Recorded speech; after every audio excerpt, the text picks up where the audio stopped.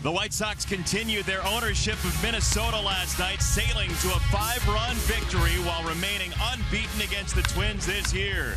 More bad news for Paul Molitor's crew. Jose Quintana aims to keep the Central Division leaders rolling. It's a special Mother's Day edition of Sox baseball, and it's next.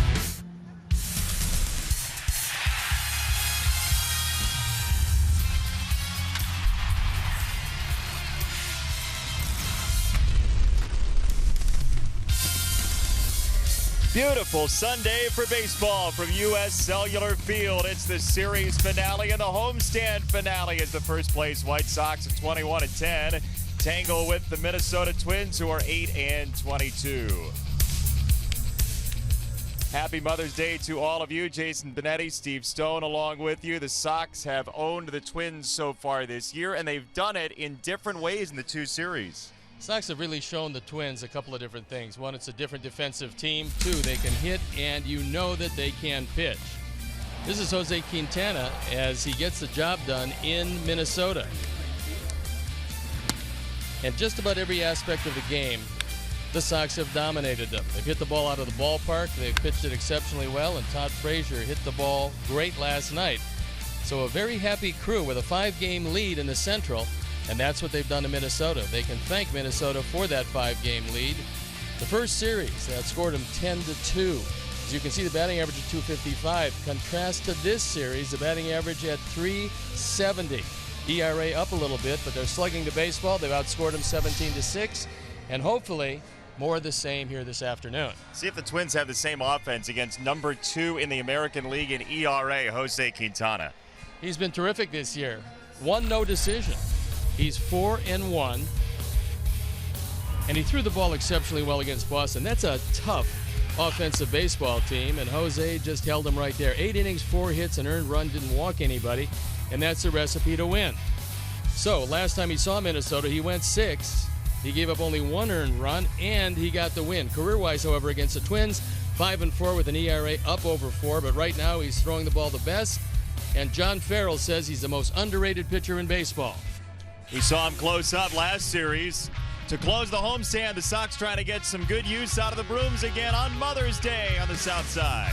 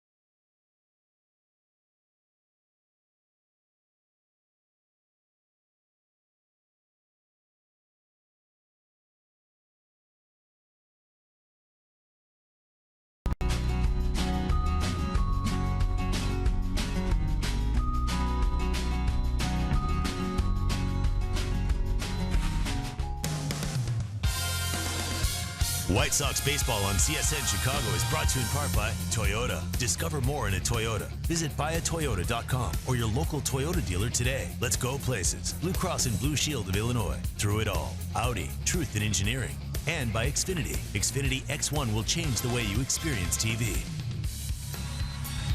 Happy Mother's Day to you and yours from U.S. Cellular Field. Beautiful day for a ball game as the Sox take on the Twins. Sox trying to make it 6 in a row against the Minnesotans, who will leave after the ball game. Starting lineup for Paul Molitor's Twins goes like this. Another new leadoff hitter, third one in 3 games. It's Eduardo Nunez on a 7-game hit streak through Polanco and Sano to Trevor Plouffe. Young-Ho Park is back after being hit by a pitch a couple of days ago. Mastriani into the 7th spot, down to Rosario 9. Let's take a look at Paul Molitor and how he's going to not line up the Sox defense. It's Melky Cabrera. No, if he did that, there'd be problems. Yeah, he wouldn't play these same guys. They're playing too well. Adam Eaton in right field with Todd Frazier, Jimmy Rollins, Fred Lowry, and Jose Abreu in the infield. Deanna Navarro off a very hot night last night, getting not behind the plate. And our Lexus Pursuing Perfection starting pitcher is Jose Quintana. Looking for win number 5. This is 7th start. His ERA is spectacular, 1.40. This particular Minnesota team, however, has given him some problems. The umpires for the game this afternoon: Matt Hoberg behind the plate, Brian Knight is at first, Todd Tishner at second, and the crew chief Bill Miller is at third. So everybody wearing the colorful pink. And Robin has seen his ball club sprint out to a 5-game lead in the Central. Everybody kind of bunched up behind the Sox. And the Sox coming in 5-0 against Paul Molitor's Minnesota Twins. So for them, they've had a lot of injuries and they just haven't been getting it done. And so we'll hope that continues for one more game. And we are ready for baseball on this Mother's Day. So it's time for you, Mon Frere, to take it away. Well, thank you, Steve. I love your pink collar for Mother's Day as well. Thank you. The jerseys and the hats will, portion of those proceeds benefit Susan G. Komen and Stand Up to Cancer. Steve's polo shirt also will benefit those 2 organizations, as there is strike 1 from Jose Quintana to Eduardo Nunez. First pitch time today is 1:10 Central Time, and we thank you for joining us wherever you may be. 0-1 pitch is rifled down the line by Nunez, and a good start for the Twins, who scored against Chris Sale yesterday in the first inning. It's a leadoff double for Nunez. Nunez is getting to play most every day because of the injuries, and he's been making the most of it. This one out over the plate more than Q would have liked, and he drives it by Frazier.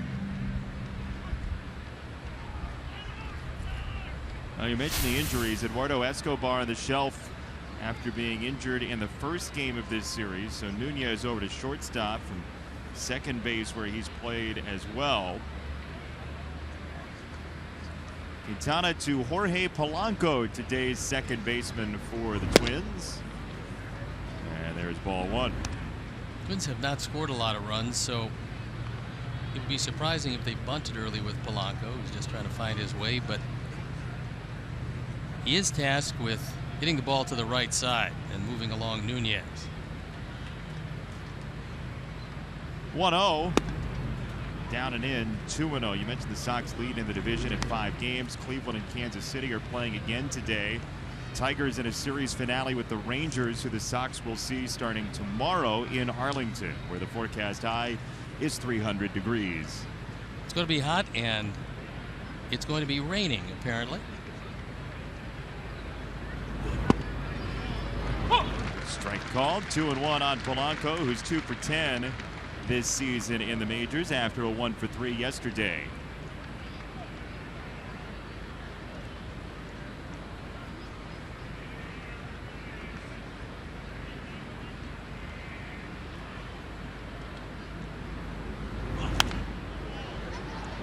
Two and 2. Jose Quintana career in the first inning has a 4.90 ERA. That's his highest ERA of any inning other than the 8th, which only pitched into 22 times.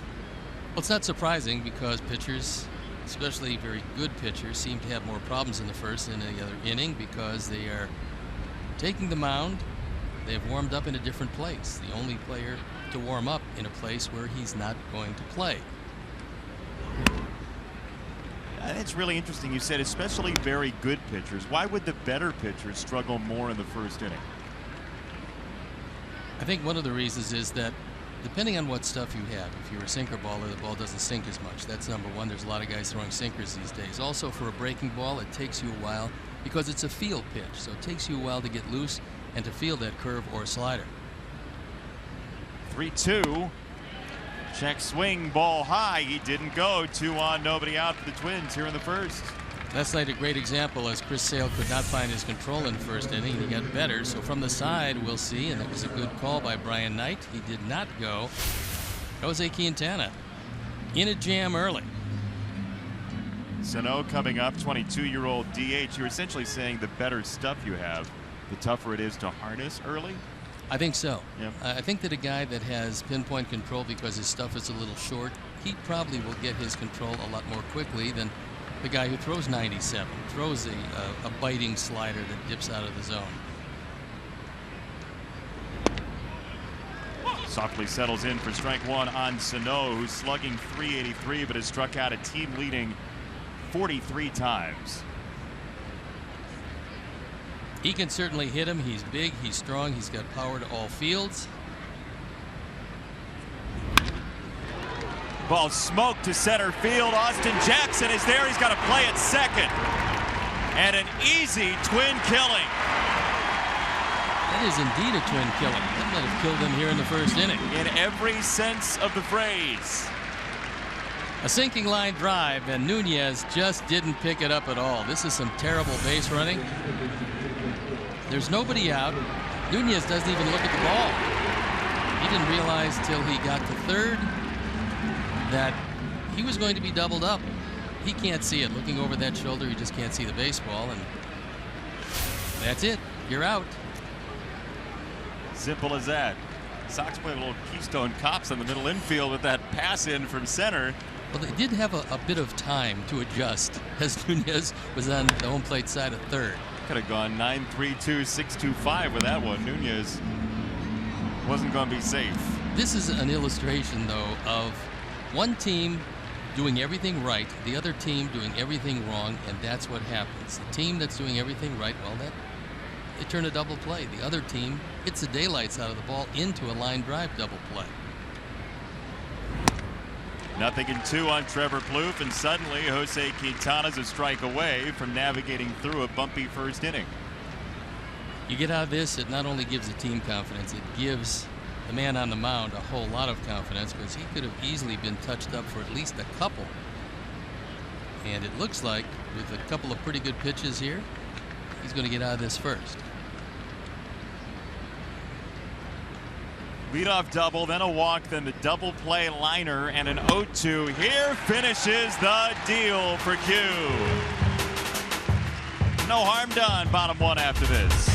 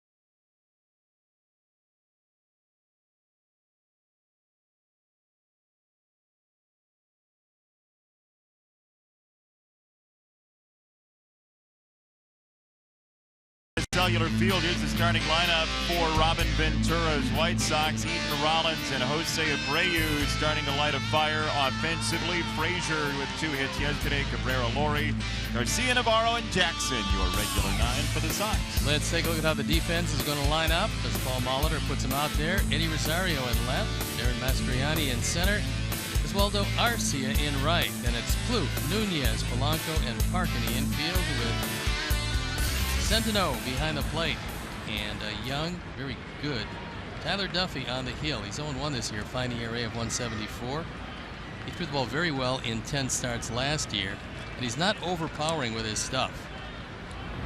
13th career start for Tyler Duffy begins with a strike to Adam Eaton. And as we were going to break, Trevor Plouffe looked a little bit funky on a swing for the Twins. He's staying in, and he's playing in right now at third.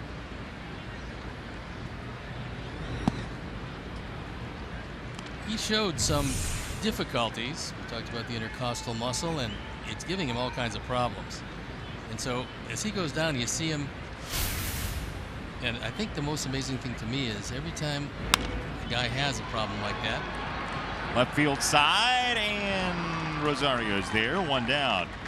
When a guy has a side problem or a back problem for whatever reason, he starts to limp. And that's what Plouffe did, and they're talking it over, but he stays in the game. So I would think somewhere along the line a bunt would be in order from one of our guys, just to see if indeed that back or intercostal muscle, whatever that is in play. Well, he has difficulty going along the causeway is what it is, right, with the intercostal strain? Big for him, certainly. Right now, just going anywhere. 1 down for Jimmy Rollins. We got the last 2 days off. Tyler Saladino was in the lineup in the 9 position as Rollins hitting .229 takes a strike. Jimmy, the oldest opening day shortstop for the Sox since Luke Appling in 1949, who was Bartolo Colon's current age when he started, 42 years old. And now the infield shifts as Plouffe plays almost a straightaway second base. 3 pitches to a strikeout for Duffy and 2 away, and the Sox first. Duffy has 2 types of curveballs. One is a spiked curve, and that's where you tuck the index finger and kind of push it out, and the other is a regular curveball. That one broke sharply.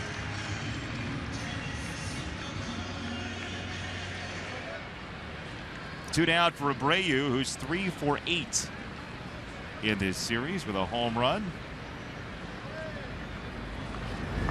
First pitch is inside. Tell you about our picks to click this afternoon on Mother's Day. Our crew, Jim Angio, Todd Benjaminson, everybody going with Adam Eaton, Melky Cabrera for Steve, and Jimmy Rollins, who just struck out on 3 pitches, is my guy.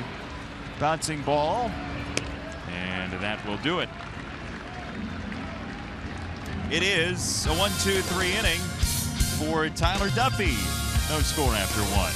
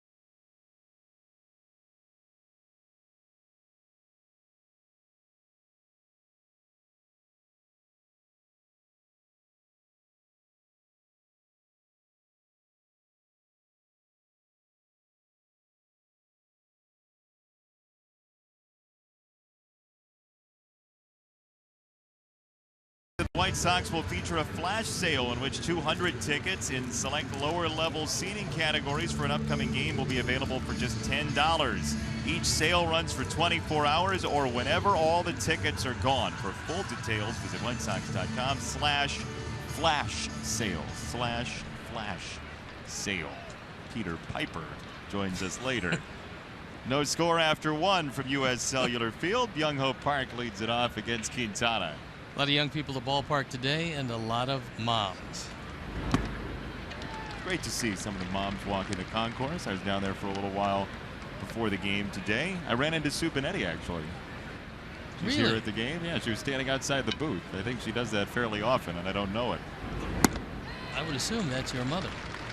Yes, indeed. That's what she tells me. 2 strikes on Park. He's 2 for 3 in the series. He's been hit twice. High 1-2. Well, I really enjoy the fact that you spared no expense to get her a Chris Sale bobblehead K counter giveaway yesterday for Mother's Day today.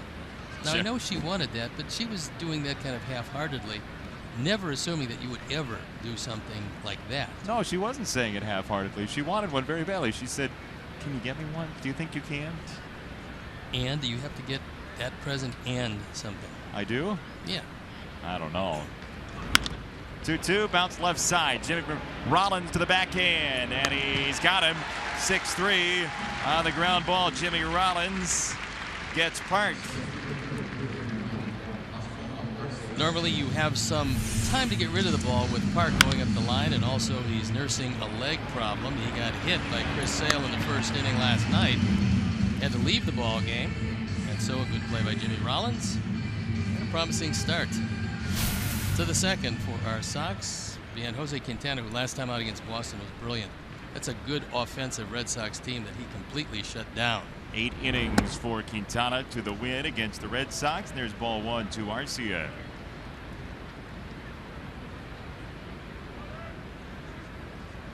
The Sox have stopped their severe shift against Arcia because he's hit a couple of balls to the left side.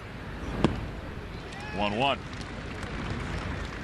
In this series, he's homered to left center field. He cued a ball off the end of the bat, easing it into left field. And so with that in mind, Rollins is not on the first base side of second. He's pretty much at straightaway shortstop.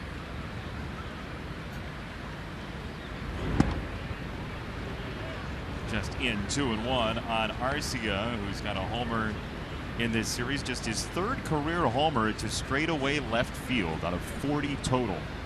That's one of the reasons why the defensive chart said to play him to pull. However, he's been a different hitter. Close again, no dice. 3-1 to Arcia. We saw from him last night was the fact that he can be patient. He drew a walk with the bases loaded to drive in a run and drew another walk in the 9th inning. So he's not a wild swinging young hitter. He loads up to take strike 2 there. 3-2 for Arcia. The Twins do see a lot of pitches. They're top 5 in baseball in pitches seen per trip to the plate. They've struck out a ton this year. 3-2.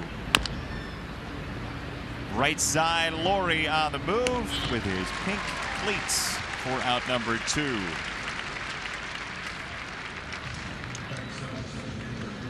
Well, this should be an interesting defense because it could very well be that Mastriani decides to bunt. Does not have a hit this year yet in his stint in the major leagues. He was just recently recalled. But big speed is one of the factors in his game. And last night, 0 for 4, didn't have the ball out of the infield. He fouls this one back. 0-1 to Mastriani, who was a Twin a couple years ago, got claimed off waivers by the Blue Jays, and now back with Minnesota after a torrid spring.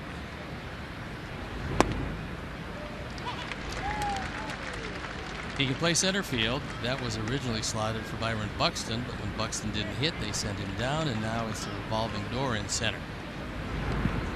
One hopper from Quintana, 1-2 already this series. We've seen Santana in center and Eddie Rosario in center after the injury to Escobar shuffled the deck 2 days ago. And Santana not in the lineup today because right-handed, he's 0 for 9 this year. He's done his damage left-handed. Inside 2-2 on Mastriani. First two reached against Quintana today, a double and a walk. Then the line-out double play for Sano and a strikeout from Plouffe.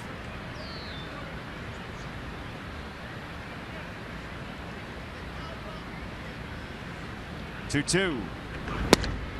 Outside corner, strike 3. 1-2-3 inning for Quintana. 1.5 gone, no score.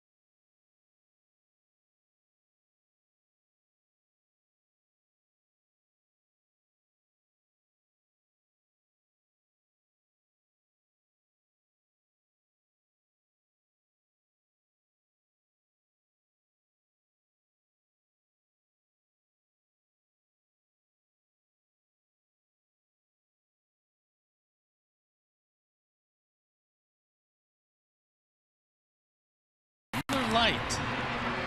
They may celebrate Miller time on Greene County Cable in Williamsville, Illinois. We say hello to them in the lovely Springfield area down south from here. Not exactly right around the corner, but not all that far. Well, right around the corner via the cable wires.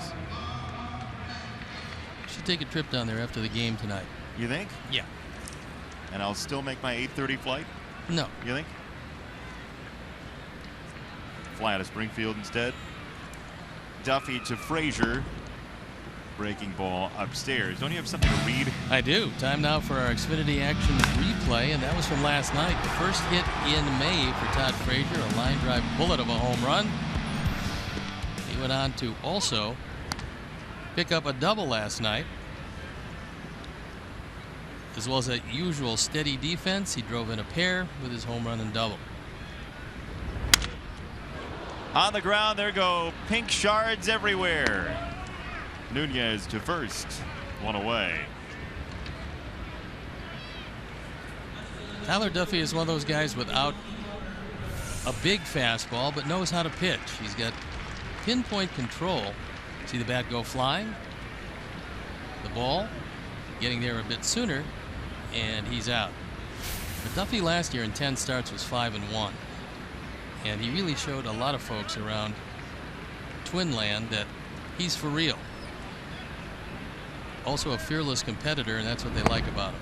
In Twinland, does everyone have a look-alike? I have no idea. Why? Does he look alike Well, to someone? Twinland, you would think. Oh, no. There would be. There's fraternal Twinland. Thank you for following along. 2-0 on Cabrera.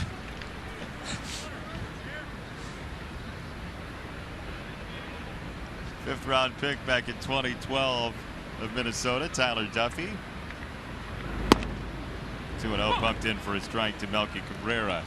Do I get my prize now? Yeah. It's a Sox compass.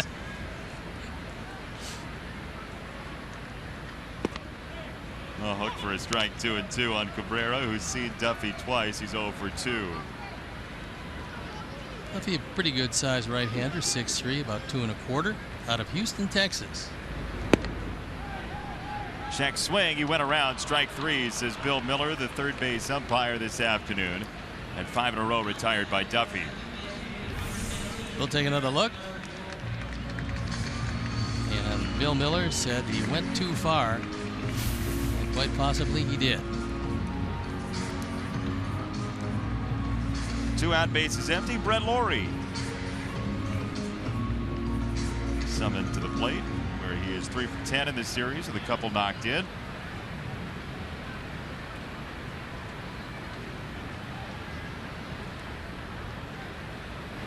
He has taken the pink to a high level today.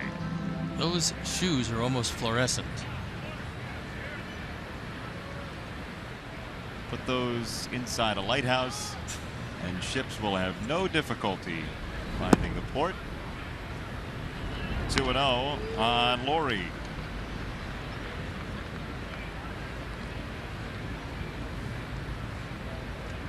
It's a good look. It's a good look. Eye black and pink cleats. 2-0. Well hit, deep right field for Lawrie. Arcia is back there. 6 up, 6 down for Duffy through 2.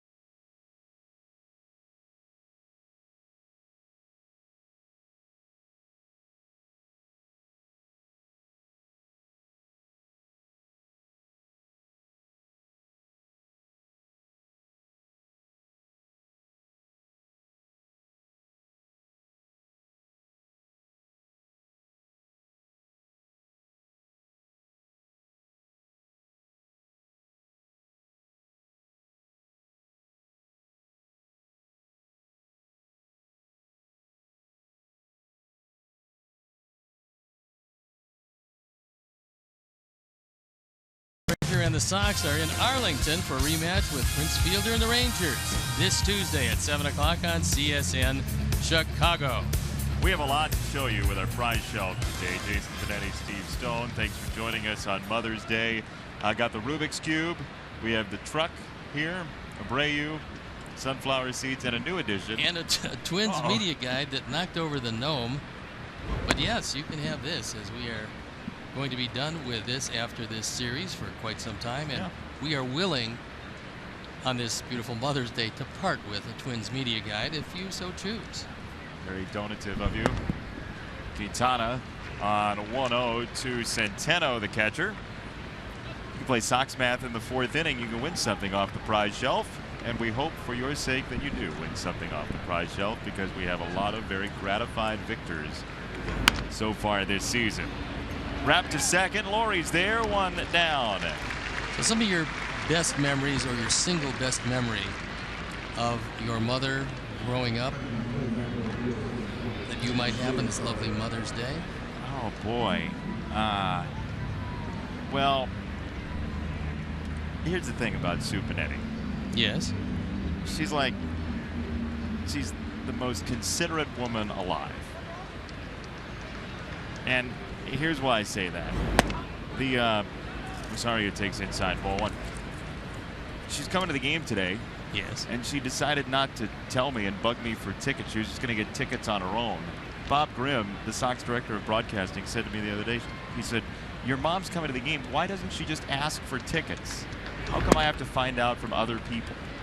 She's a lovely woman. She spent a lot of time trying to make sure that I had a very happy childhood, and it's not one moment. It's just the fact that she is so considerate and does not like conflict so much that she's overly nice.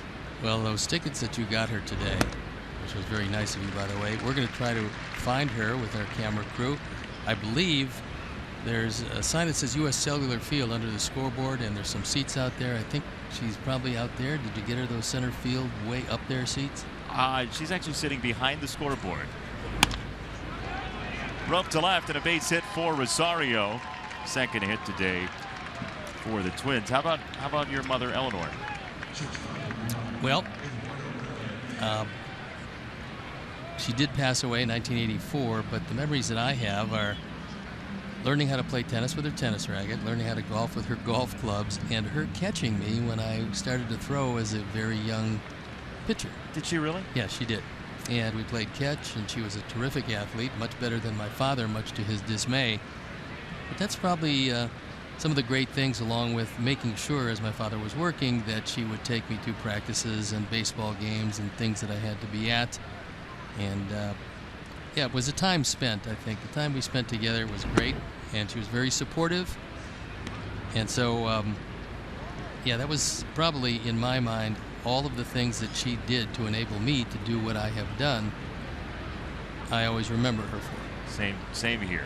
It's those moments where your parents might be able to not spend the time that they do. There's a fly ball to left and a base hit for Nunez, who's 2 for 2.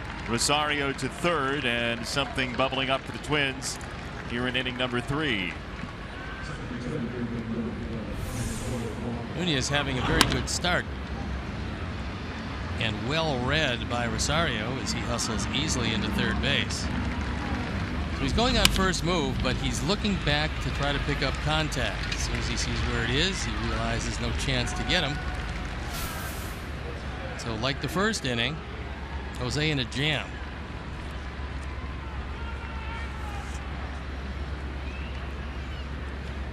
First and third, one out for Polanco. Double play is in order. And there's strike one.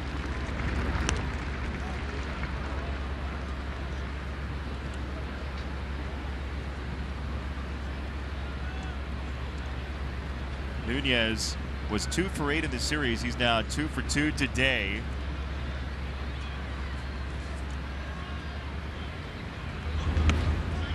Check swing ball low, and 1-1 on Polanco. This year, Jose has been excellent with runners in scoring position. He's fanned 14 hitters in 33 opportunities, and that's now 42.4%. Striking them out with runners in scoring position, that's number 1 in the major leagues. That'll keep the ERA low. Those productive outs can't happen with strikeouts. He could certainly use one here, but Polanco showed very good patience the first time up.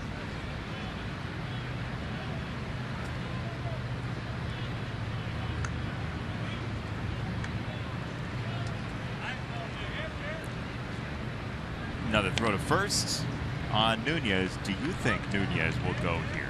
Quintana certainly thinks it's a concern. Well, I didn't think Nunez would go to third base in the first inning. I don't think he'll be running here, but obviously Jose doesn't want him to get too big a lead. He holds, and Quintana misses outside high. 2-1 on Polanco. Jose uses a slide step a lot, which makes it more difficult to run on him.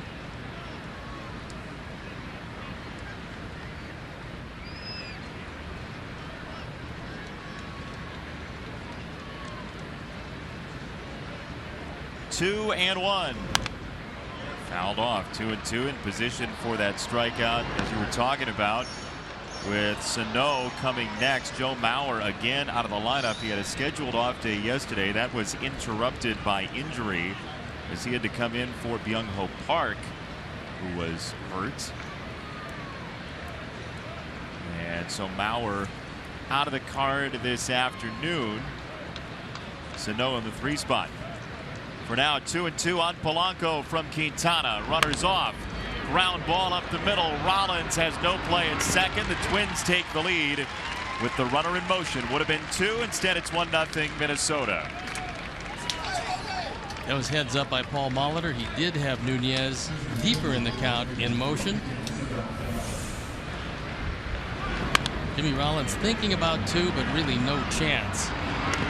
So Polanco drives in his 3rd run of the year, and movement got them the go-ahead run.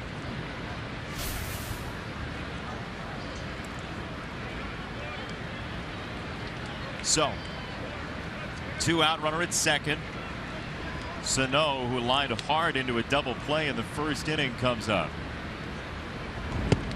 Inside and down, ball, no strikes.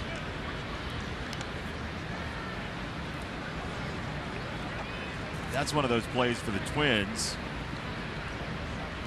that hasn't seemed to go right so far. You'd expect a line out into a double play. Instead, Molitor puts the wheels in motion and gets a run out of it.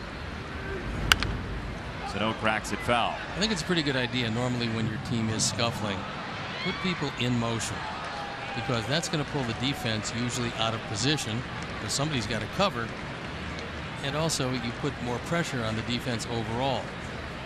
So got him a run this time.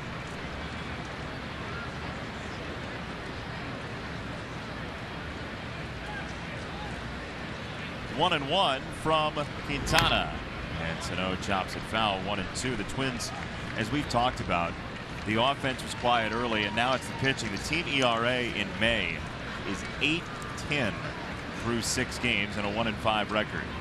Had a good year last year. They finished 2nd. I talked to Paul Molitor about his 2nd year as a manager and scuffling out of the box. Is there anything he can do to get things moving along a whole lot better?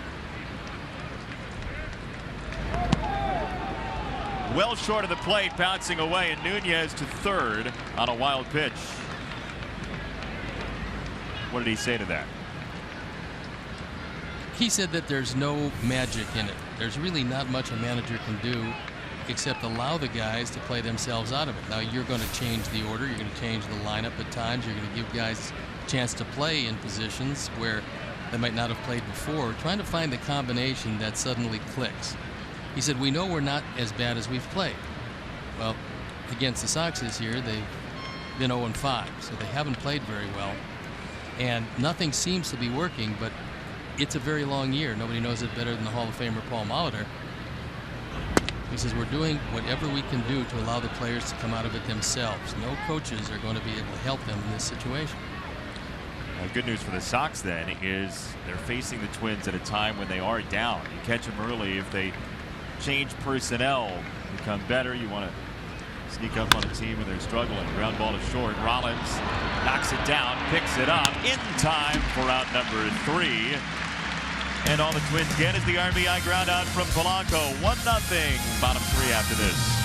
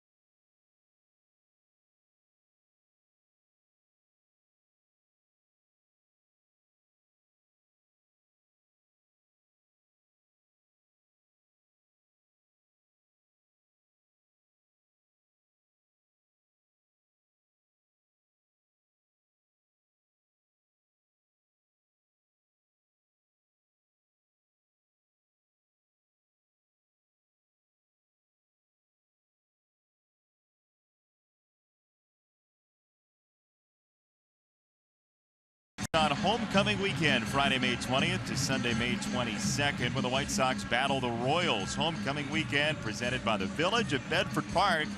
Bring your business home to Bedford Park and win big. To purchase tickets, visit whitesox.com. It's a big weekend. Tim Raines coming back, Roberto Hernandez. Jack McDowell will be here as well. Lance Johnson. It's going to be fun. Looking forward to seeing some of the former White Sox stars. Avi Garcia absolutely torpedoes the first pitch he sees into left field, and the hit streak lives. It's up to 9 now. That was a fastball low on the inner portion of the plate, and Avi didn't wait around. So 6 in a row retired by Duffy. That one went by the boards as Avi hits the daylights out of it. And he's been swinging it very well. That batting average way down because he got off to such a bad start. And unfortunately, when he had started to pick it up, he got hurt for a few days. Now he's back looking very strong. And hopefully continues to swing the bat like he has since coming back off the shelf. Here's Navarro. We've been talking about it. I mean, that series in Toronto, the first guy that the Sox faced was very tough, Marcus Stroman. Avi Garcia had a very nice game against him, and that seemed to turn around his fortunes. Well, Robin said this is going to be an interesting encounter because you got one of the league's best young pitchers in Stroman, and at that point, Avi hadn't done much. Well, he seemed to rise to the challenge because he had very good at-bats against Stroman that entire night. And in watching him in Toronto, it led both of us to believe that he was ready to break out of it, and that's what he's done. This could be 2. Nunez by his lonesome for a 6-3 double play on Navarro, and Duffy, just like that, has faced the minimum through 8.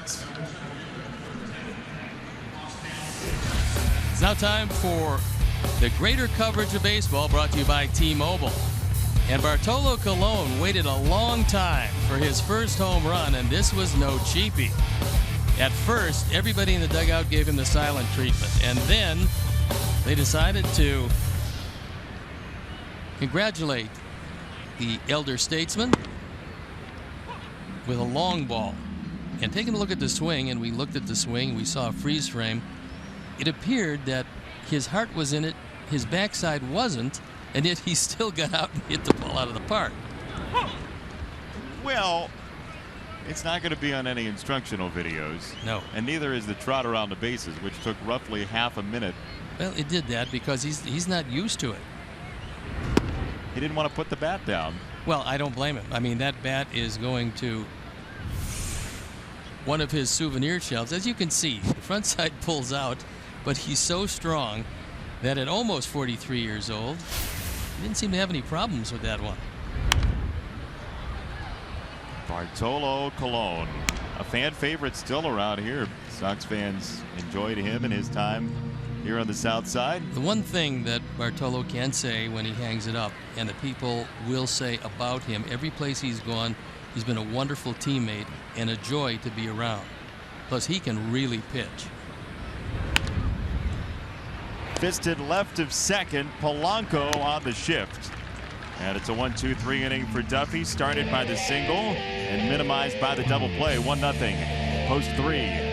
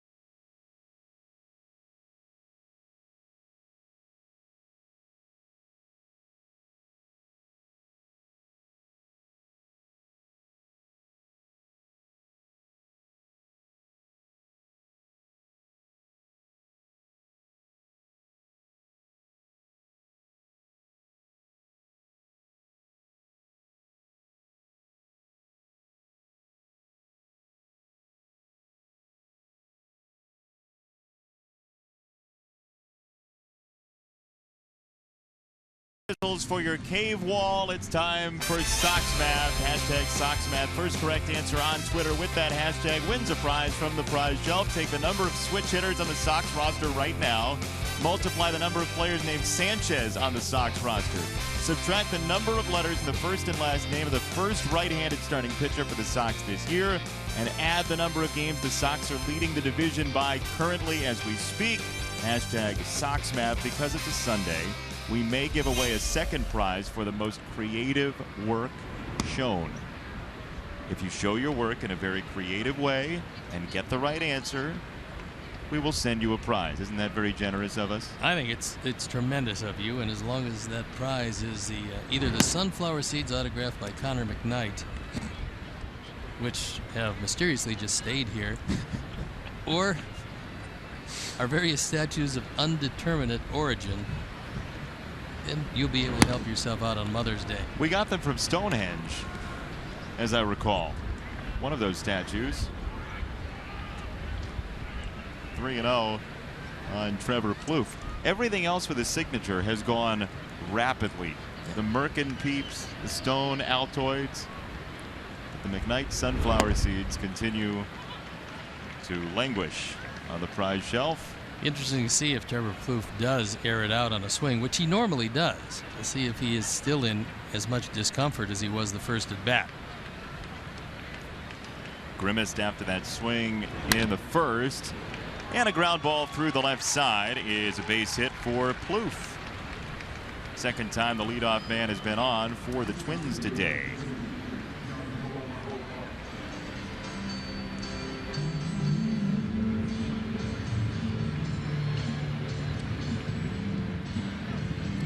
Byung Ho Park.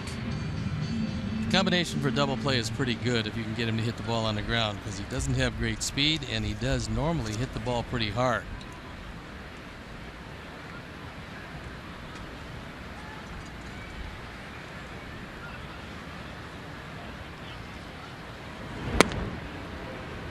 Ball low to Byung Ho Park, who was signed out of Korea by the Twins. They paid $12.85 million that posting fee for the right to sign him. He was a slugger in Korea. 105 home runs in 2 years. Park in the air to left field, and Melky Cabrera doesn't have to move very much. Readies and makes the catch for out number one. Optimistically, Trevor Plouffe went back to the bag.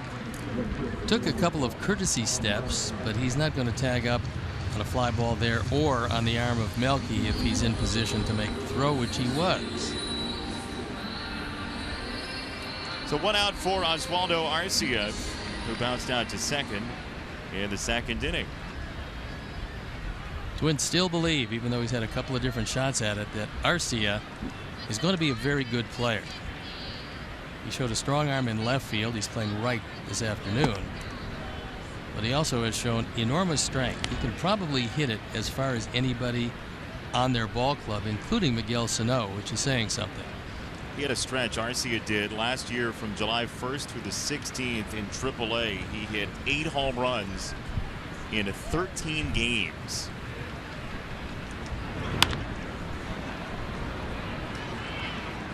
Left side and foul for Arcia.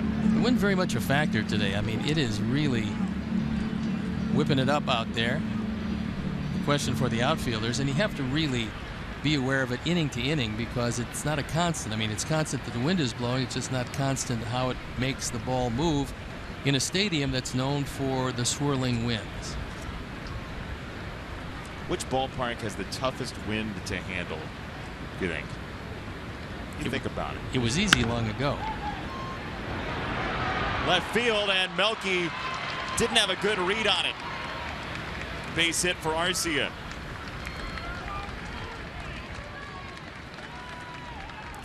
Here's another example of a guy that came in and the chart said, well, he's a dead pull hitter. And he was, up until this series, when he's made a conscious decision to take a whole lot of things into left and left center. After Melky does not get a good break on the ball, he is able to stop it and keep Plouffe at second base. So Mastriani, you were saying about the wind? It used to be easy. It used to be Candlestick Park. There is no Candlestick Park any longer. So I will go back into my ponderous research and try to figure out which one it would be. Ball 1 to Mastriani. You done? Yes. Very ponderous. I do believe that because of the effect on the ball, and maybe now that the bleachers are a little higher, but still the effect on the baseball at Wrigley Field is more dramatic than any place else. Because if it's warm, there's a southwest wind and it blows it out. When it's cool, the wind comes from the north and it's hard to get the ball out of there. I think that's the most dramatic effect on a baseball, because the stands, the bleachers aren't all that high by major league standards.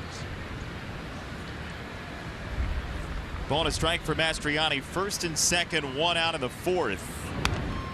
Fouled away 1-2 to Mastriani, who struck out last time. That was going to be the play that I truly love, and it was fouled off. Navarro, through a signal from Abreu, was going to go behind Arce at first base, because he started to stand up. Abreu started to go to the bag, and unfortunately Mastriani fouled it off. Spin to second base.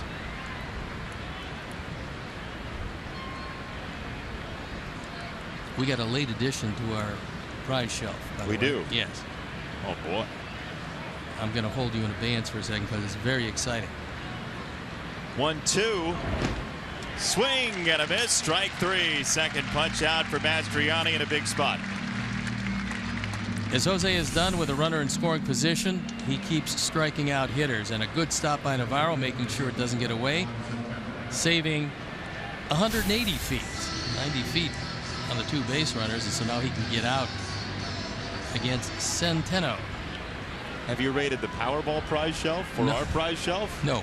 I looked through my copious amounts of research and found Boston Red Sox pitchers and hitters against Sox pitchers and hitters. Oh boy. Yeah, and these are the matchups. I mean, if you want to know what it was like a few days ago between the Sox and their Sox, we got them. I've always thought Holt versus Duke. I wish I could get that in paper form. And now you have the chance. And now you have it. 2 strikes on Centeno, who bounced out to second last inning. Arcia at first, Plouffe at second.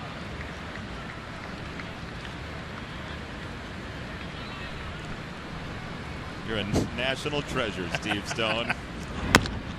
Big chopper. Laurie charges, scoops to Rollins. Neatly done for his 6th inning over. Sox to the bat rack after this.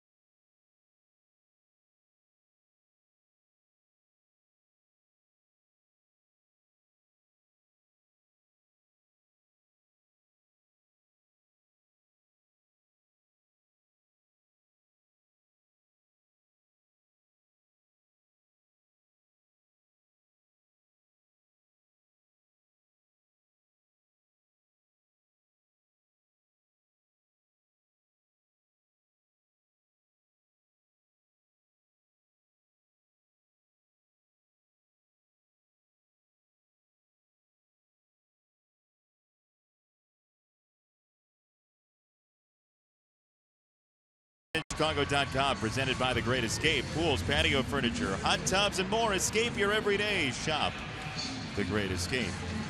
We had an opportunity today to make it 3 straight Comcast Sportsnet broadcasts with a Dan Hayes appearance, and the streak is over. Well, look, he's not Cal Ripken, but he got close. He got to 2. Iron Man, Dan Hayes. First pitch from Duffy. Misses to Adam Eaton, and a great story on the Sox website about Adam Eaton and his mother Robin and how important she was to him growing up and how supportive she was of a kid that, in his estimation, I mean, he said, look, I was out of control sometimes and she was always there for me.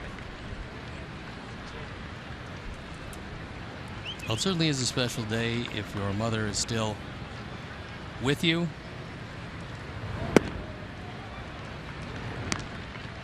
And for those whose mothers are no longer here, have gone to the big ballpark in the sky, let's try to remember most of the good things, because I'm sure there were a lot of them. 3 balls and a strike for Eaton. That is a very joyous place. Up there, the attendance is too high. Gates are always open. They are that. Eaton takes ball 4, leadoff walk for the Sox. Let's give you our Sox math answer for today, and our winner is Ryan Bovard, because he knew the number of switch hitters is 5 on the Sox roster. There are 2 Sanchez's, Hector and Carlos. Matt Latos is spelled with 8 letters, M-A-T Latos, and the Sox are up 5 in the division. The answer is 7 for Ryan Bovard. Congratulations on your win. You will be the reigning Sox Math champion for today. Your belt will be in the mail.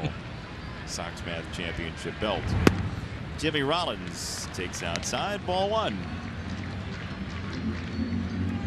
Golden opportunity here with the Sox down a run. And one of their fastest base runners at first base. That there is Adam Eaton, who's 4 for 5 in bags this year. Called a strike on Rollins. I think Centeno might have been crossed up, because normally where there's no man on second base, the catcher doesn't catch the ball and then run to the mound. That may be an indication of where Centeno thought that ball was as well. Our Honda pitch tracks said a skosh high. He got the call, however, as there's a mom apparently feeding a whole lot of kids. A couple of moms. Save some for mom. It's Mother's Day. Rollins hits it foul left side, 1-2.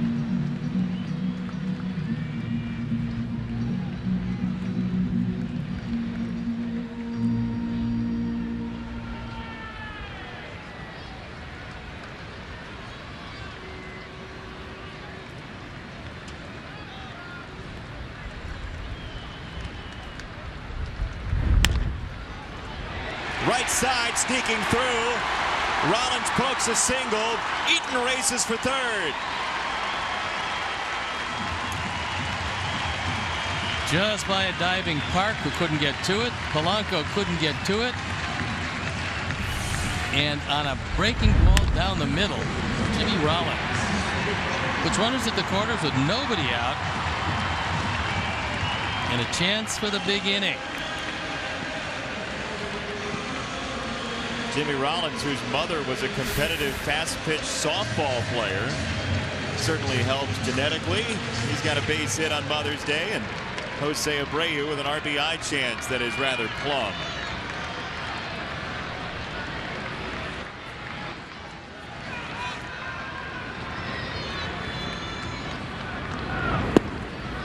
Strike called to Abreu. They put a severe shift on him last time up, but with runners at the corners, they've got Polanco playing up the middle at second, but still on the first base side of second.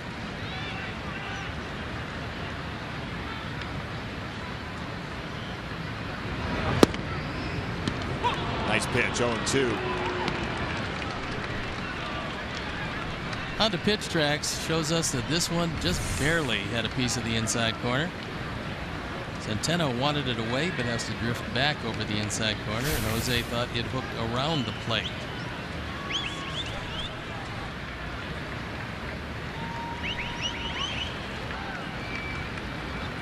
Oh, and 2. Strike 3. Down goes Abreu. 1 away in the 4th. We'll take a look at the swing and then the reaction of Jose Abreu, who's most unhappy with the resolution of this at bat. Centeno does a nice job of stopping it, and Jose, no contact, no happiness. It's very clear that the Twins are adamant to pitch Abreu, especially late in the count, down and away. I mean, teams do it. The Twins have done it significantly in this series. They've done that, and they've gone, when they have gone to a fastball, it's usually up and out of the zone.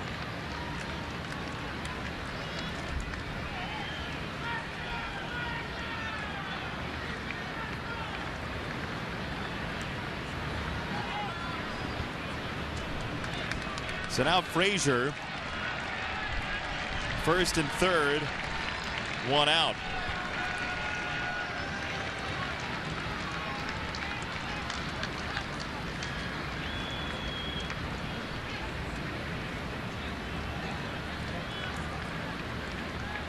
Duffy's slowing it down, as is Todd Frazier, wanting to hit at his own pace, not Duffy's pace. 1st and 3rd, 1 out. Frazier takes ball number 1. Todd just 3 for his last 32, but a big 2 hits yesterday, and he told us post-game in our chat that Greg Sparks, the Sox assistant hitting coach, gave him a new baseball bat, and it changed his outlook on life yesterday. Well, he didn't give him a pink one. We know that. That's true. So he's using a different bat here today, hopefully with the same results. High 2-0. Duffy certainly enjoys his curveball, and he's got 2 of them. But last time out, he threw it just under 50% of the time. That's a lot of curveballs. Coming from a guy who threw a lot of curveballs. Yeah. I did late in my career, and it wasn't good for longevity. Good for success. It's Greg Sparks, Todd Steverson's right-hand man. Some Sox lineage in his blood. Ball low, and a stolen base for Rollins, taking advantage of the situation. Well, he pretty much had an idea that he was going to see a breaking pitch, and this was a curveball down. And then Centeno decides the old fake to throw, look at third base, might work. So it doesn't work.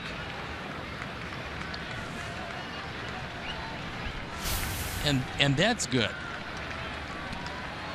3-0 on Frazier. See if they pitch to him or not. Ground ball should get the run home, and will. Frazier with an RBI ground out ties the game. Ties the game and ties for the team lead and runs batted in. That's his 21st tying him with Jose Abreu.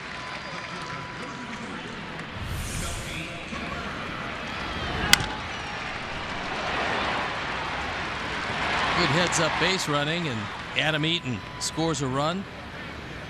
Bloof had a thought to come home, but that really opens things up to a big inning if he doesn't get him, and it didn't appear that he was going to.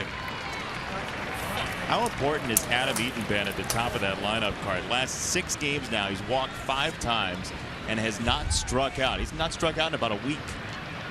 I think he's been pretty amazing with every aspect of his game. So you're talking about a guy that has done everything you'd want defensively. Stealing bases at a better percentage than he's stolen them in a long time, and scoring a lot of runs.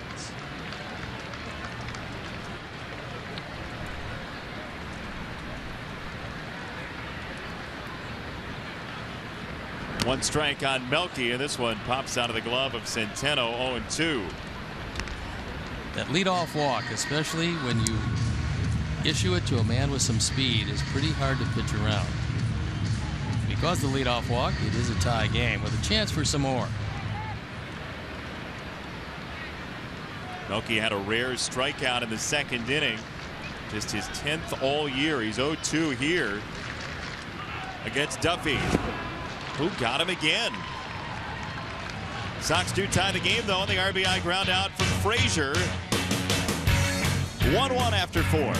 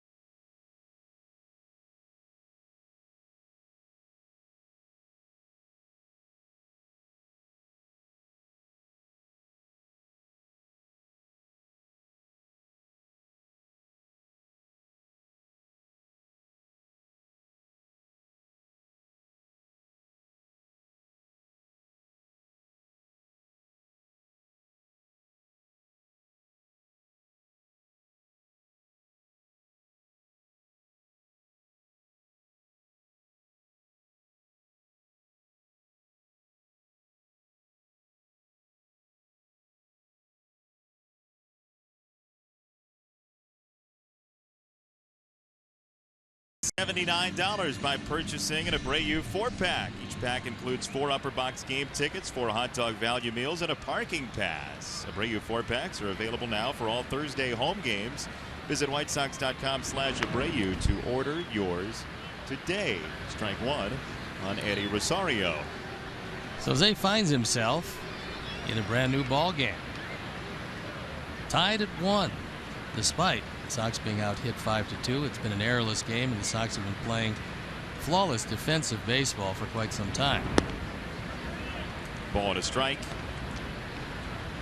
on the leadoff hitter in the Twins' 5th. This is really hard to believe, but the last Sox error was last Saturday. I've been watching it, and actually I can't believe some of the plays that have been made. They're making all the routine plays, which normally you would expect. Sometimes you don't get, but you would expect it. But they're also making spectacular plays. And on spectacular plays, especially in the infield, sometimes you have a tendency to throw it away because you're off balance after a dive or great movement, one side or another. That hasn't happened. Downstairs 2-2, and I say that less because, I mean, the defense has been fantastic. We know that. But to go 8 days in a Major League Baseball season without an error at all, I mean, that's remarkable. It is that. And last year, the defense of Rosario was remarkable. 15 outfield assists last year. Into right, Adam Eaton into the picture one more time.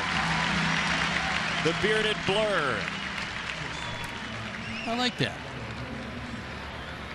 He got a good jump on this one. It's hit off the end of the bat, but it's hit in a good spot. And Adam just comes across, puts it away rather easily. So he saves a pretty fast man leading off the inning and puts him back in the dugout.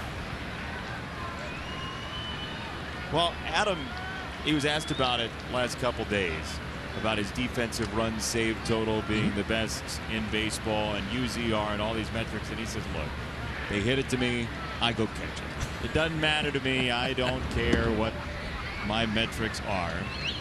And that's fine. And that's the way Adam plays the game. That's the way he thinks about the game. But in order for you all to know how historically good he's been, those numbers really flush it out. Last year was a tough year defensively, something that he admitted. He didn't have a good year in center field. So moving to right, having to adjust to a new position, hasn't seemed to slow him down at all. He's actually getting better jumps, and he's throwing the ball as well as anybody in the league. One of the reasons I truly believe is that As a right fielder, especially a left-handed thrower, everything moves toward the line. Right-handed hitter's going to slice it toward the line. The left-handed hitter's going to hook it toward the line, and that is right into his throwing arm. So you don't have to get into position as you're moving to the ball. He's already in position to make a throw because he's a left-handed thrower. It certainly worked out well this year as he's gunned him down at second, third, and home with regularity. That throw at third in Toronto was one of the best you'll ever see.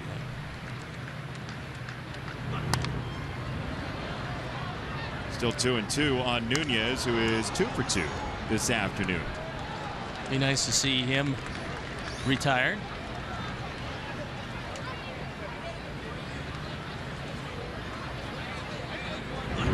You mean in this at bat, or just get him out of the game overall? Not for the game. I think he should play a little bit longer, but certainly take him down. And I think Jose caught a break today because Joe Mauer was pressed into service yesterday.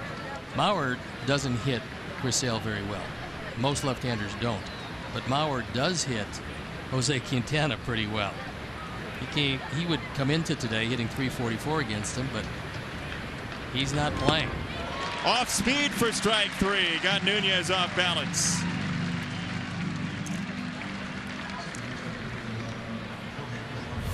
Good soft breaking ball. He keeps it away. Nunez goes out to try to get it, and then it sinks under his bat. So you saw the Honda pitch tracks. Good location, good velocity, and a good time to retire Nunez. He's taking it out on his bat. Always the bat's fault. I think I have foul. this. I think I got this. Oh my goodness! You didn't make any effort. Yeah, but it was out of my range. I have a half step to either side, you know. What's your UZR in the booth? Big. My favorite thing about you is your precision. Big. Yep, absolutely that. 0-1. Fouled off by Polanco, who drove in the lone Twins run last time up. That one hit awfully hard. Fortunately, he got well out in front of it. And it was a good 100 feet foul. So you can estimate the distance a ball goes, foul. But your UZR is just generally big. Yeah, it's significant, I think is the term. 1 and 2. One of these days we're going to have a dictionary on the prize shelf.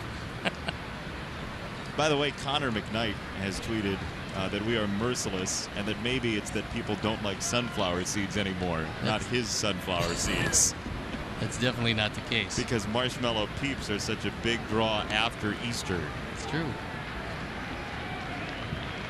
2-2 on Polanco from Quintana. Connor does a great job on the postgame show, by the way, driving home, listening in. He does that. And lately he's been able to have a whole lot of happy talk after each and every game.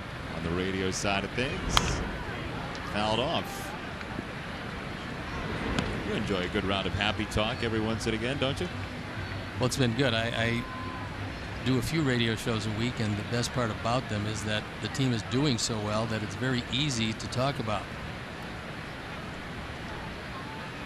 And assuming that this continues, and you would certainly hope it would, things will continue to be easy to talk about. I thought your favorite part was the witty repartee with Dan Bernstein. Occasionally, depending on the repartee. And depending on how witty. 2-2. Downstairs, 3-2 for Polanco, who's got the only walk today against Quintana. Jose's made 83 pitches, which isn't astonishingly high, but a little bit higher than he would like, trying to take it into the late innings.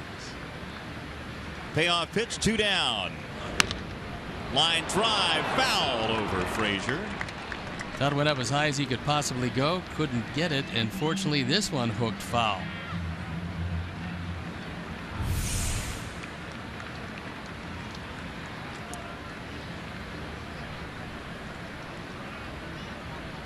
Not able to haul it in.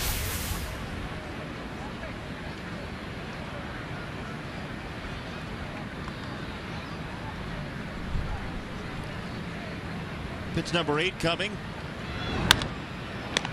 There's Frazier. Quick reaction. 1-2-3 inning for Quintana, his second of the day. 1-1.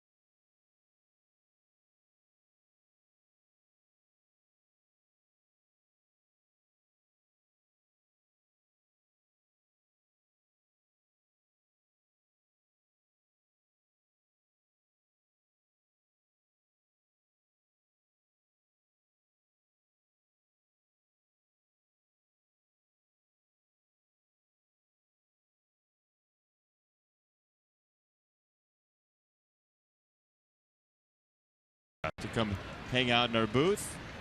So we certainly we hope one day maybe next homestand he can take us up on that. We had the post-game show here a few days ago. Oh, happy birthday. The 13th. Yeah.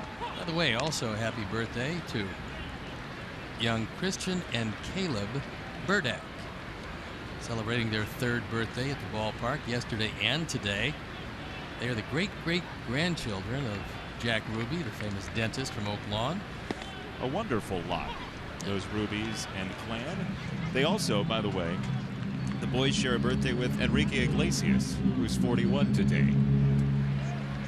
That's astonishing. Was he also having breakfast over there? Yeah. Oh, good. Very heroic. 2 strikes on Laurie. 1-2.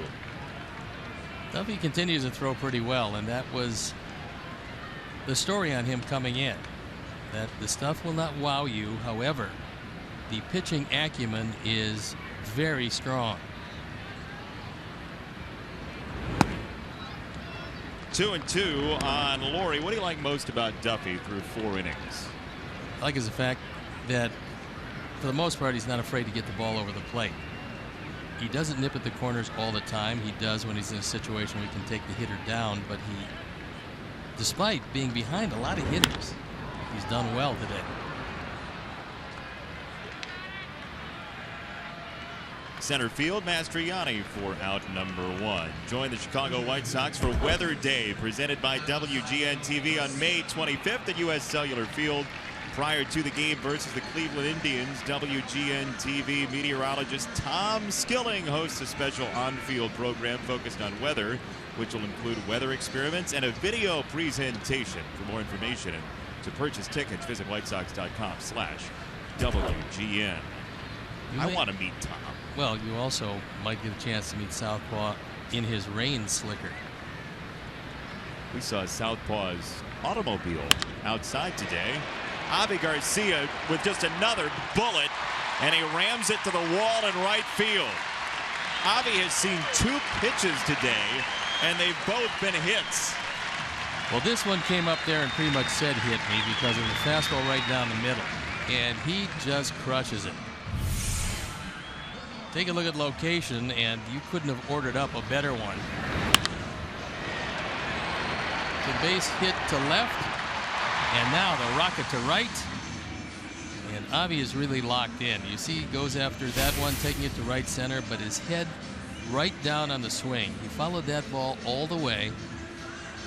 And they talk about hitters being 53-foot hitters. Those are guys going out, pulling their heads. They can't see the ball all the way. That time he saw that fastball all the way and hit the daylights out of it. So he's at second for Navarro. Lead run at second base. Navarro ground ball first base side in Byung-ho Park under his purview. For out number 2, Garcia to third. Why does the head matter so much in hitting? If you pull your head at all, most likely you pull your head, then the front shoulder moves out. They go hand in hand. And if you do that, you have no conception of the outside corner. Anything middle away, you're probably not going to hit very well, if at all. So the hitters who do hit well keep the front shoulder in and keep their head right down on the ball. And consequently, they will make contact, and they'll be able to wait back longer on a breaking ball and not commit themselves because they're seeing it. They're not jumping out to get it. Biggest problem you see from most hitters, Jason, is that they'll start to fly open, and consequently they're either guessing something and not getting it, or they're just pulling off the ball. They go in streaks. Sometimes you see a guy pull off the ball for a week straight, and all of a sudden the light turns on, he stays right in there with his lead shoulder and suddenly starts to hit it. And right now Avi's hitting everything.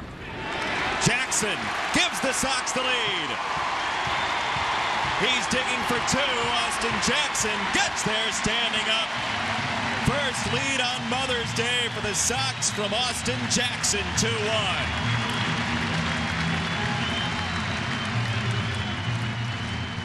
RBI number 10 and 2 doubles in the inning have led to the lead.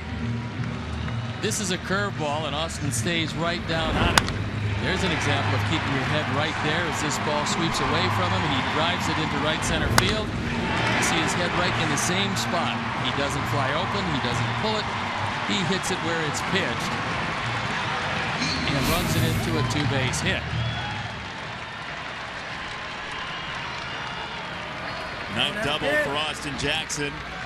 More celebration in the Sox dugout, and Adam Eaton fists a ball foul, 0-1. Twins are going to be happy to see the Sox off the schedule. This could be, with a win today, the Sox would have won the first 6 games of the season against the boys from the Twin Cities. Pretty good arms in the outfield on the corners, Rosario and Arcia. 1-1 for Eaton. And it's surprising,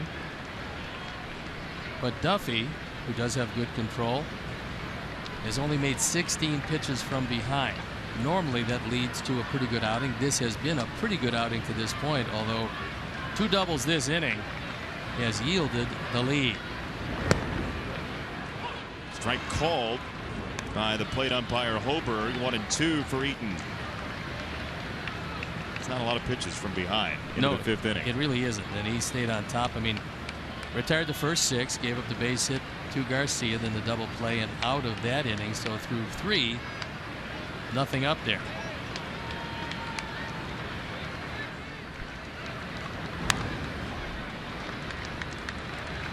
Good change of eye levels there as he went up and out of the strike zone. There you look at the numbers, and they've been pretty good for a young pitcher. He had 10 major league starts last year. He was 5-1. The Twins really liked him.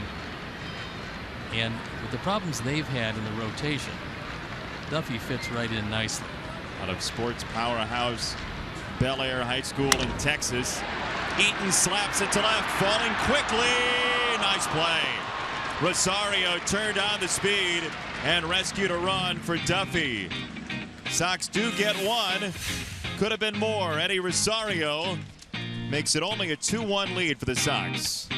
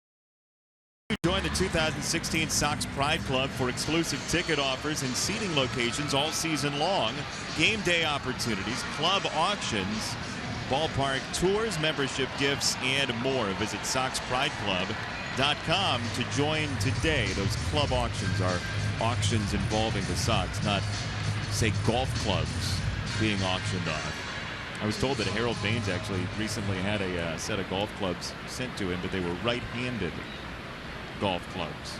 That's a good plan if you're a left-handed golfer. That way you keep them around a long time.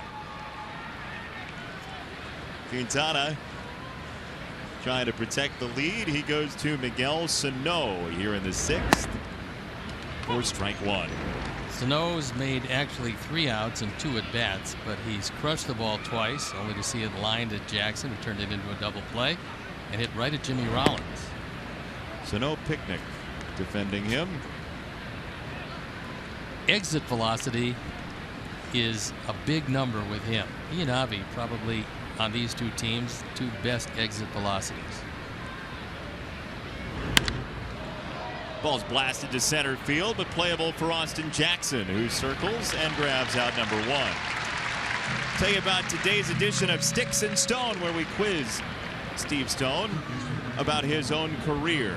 You faced a Minnesota Twin at one point named Pete Mackanin, who now is the manager of the Philadelphia Phillies. How'd you do? Well, a couple of things. I think I did pretty well, but also he's done pretty well this year. The Phillies, one of the surprise teams in baseball under Pete Mackanin. So I'm going to say I had luck with him, being a right-hand hitter and all. I don't think I faced him all that much, but he's gone on to bigger and better things, and I've gone on to you. Oh. Yes. Phillies are playing very well. They're playing very well. I mean, surprising. 17 and 14. Thank you for the kind words, by the way, about going on to me. Your exit velocity hopefully will grow. 2 down. And here comes Byung Ho Park. Jose Quintana's been ahead of most of the Twin hitters today. He had a rocky first, but a line drive double play and some bad base running got him out. And his pitches behind today, not bad. 21 total. He used the fastball 16 times in the 21 behind. It's not all that bad with 2 outs here in the 6th inning. Snaps off a strike there. 0-1 to Park. Not surprising either that he'd throw so many fastballs behind in the count, right? No, because he feels, and justifiably so, that he has pinpoint control with it. So even though he's making a fastball in a fastball hitting situation, he realizes he can throw it away from the hitter's sweet spot. And more times than not, he's right. 1-2 on Mr. Park. The thing that's been amazing since the day he put on a major league uniform was that Jose Quintana has shown an unbelievable ability to get out of very tough jams. 1, 2, 3 this time. 8 in a row. Cut down by Q. 5.5 complete. 2-1 Sox.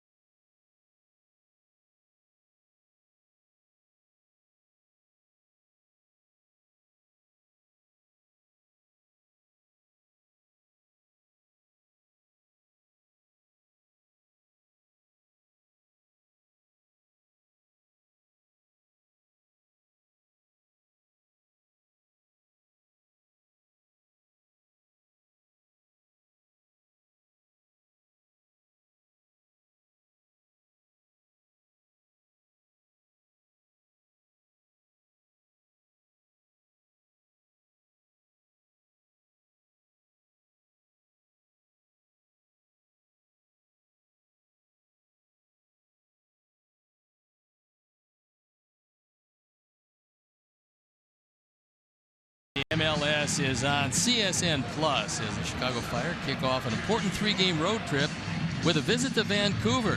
Fire at Whitecaps. Coverage starts Wednesday at 6:30 on CSN Plus.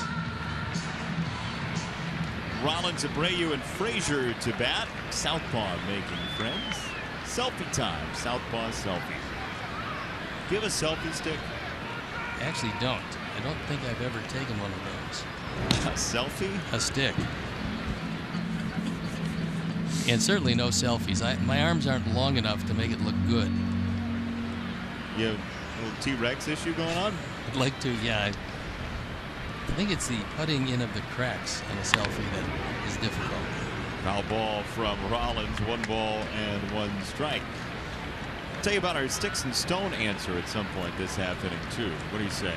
The longer it takes for us to give you the answer, the better you did against that person. I was going to say, as long as it's not Jim Rice again, or Dwayne Kuiper, or one of those guys. Well, the Indians are coming back, so Kuiper might. Foul ball from Rollins. 1-2. That one just missed as Jimmy got out in front of it, bidding for his 2nd hit of the day. Park can't get to it and gives it the token jump. Brian Knight on the call, clearly foul. 1-2. Nice pitch by Duffy. 5th strikeout for the young right-hander. And here's your answer of how you did against Pete Buchanan. 1 out of 10. But he managed a double in that 1 hit, which drove in a run. See, your glass is half empty there. You got him out 9 times. Yes, but that was a key hit. That got them within 7 runs of us, I believe, that day. 9 times, Mr. Stone. You took him down the primrose path. It's a strike to Abreu on a hard foul ball. 0-1. Well, fortunately, Fan had a glove because that was roped into the seats.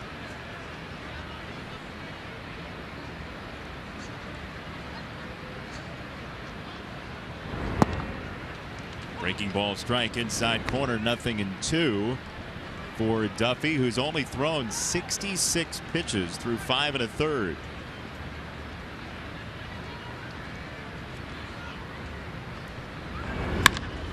Abreu, a golf shot, left center field and deep, and just short of the wall, bouncing over in center. It's a 1-out double.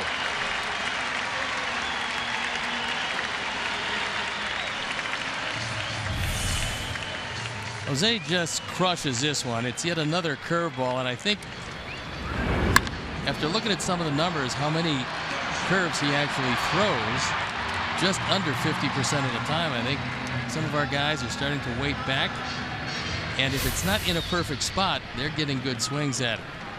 Double number 5, and Sox looking for a little breathing room between themselves and these Twins.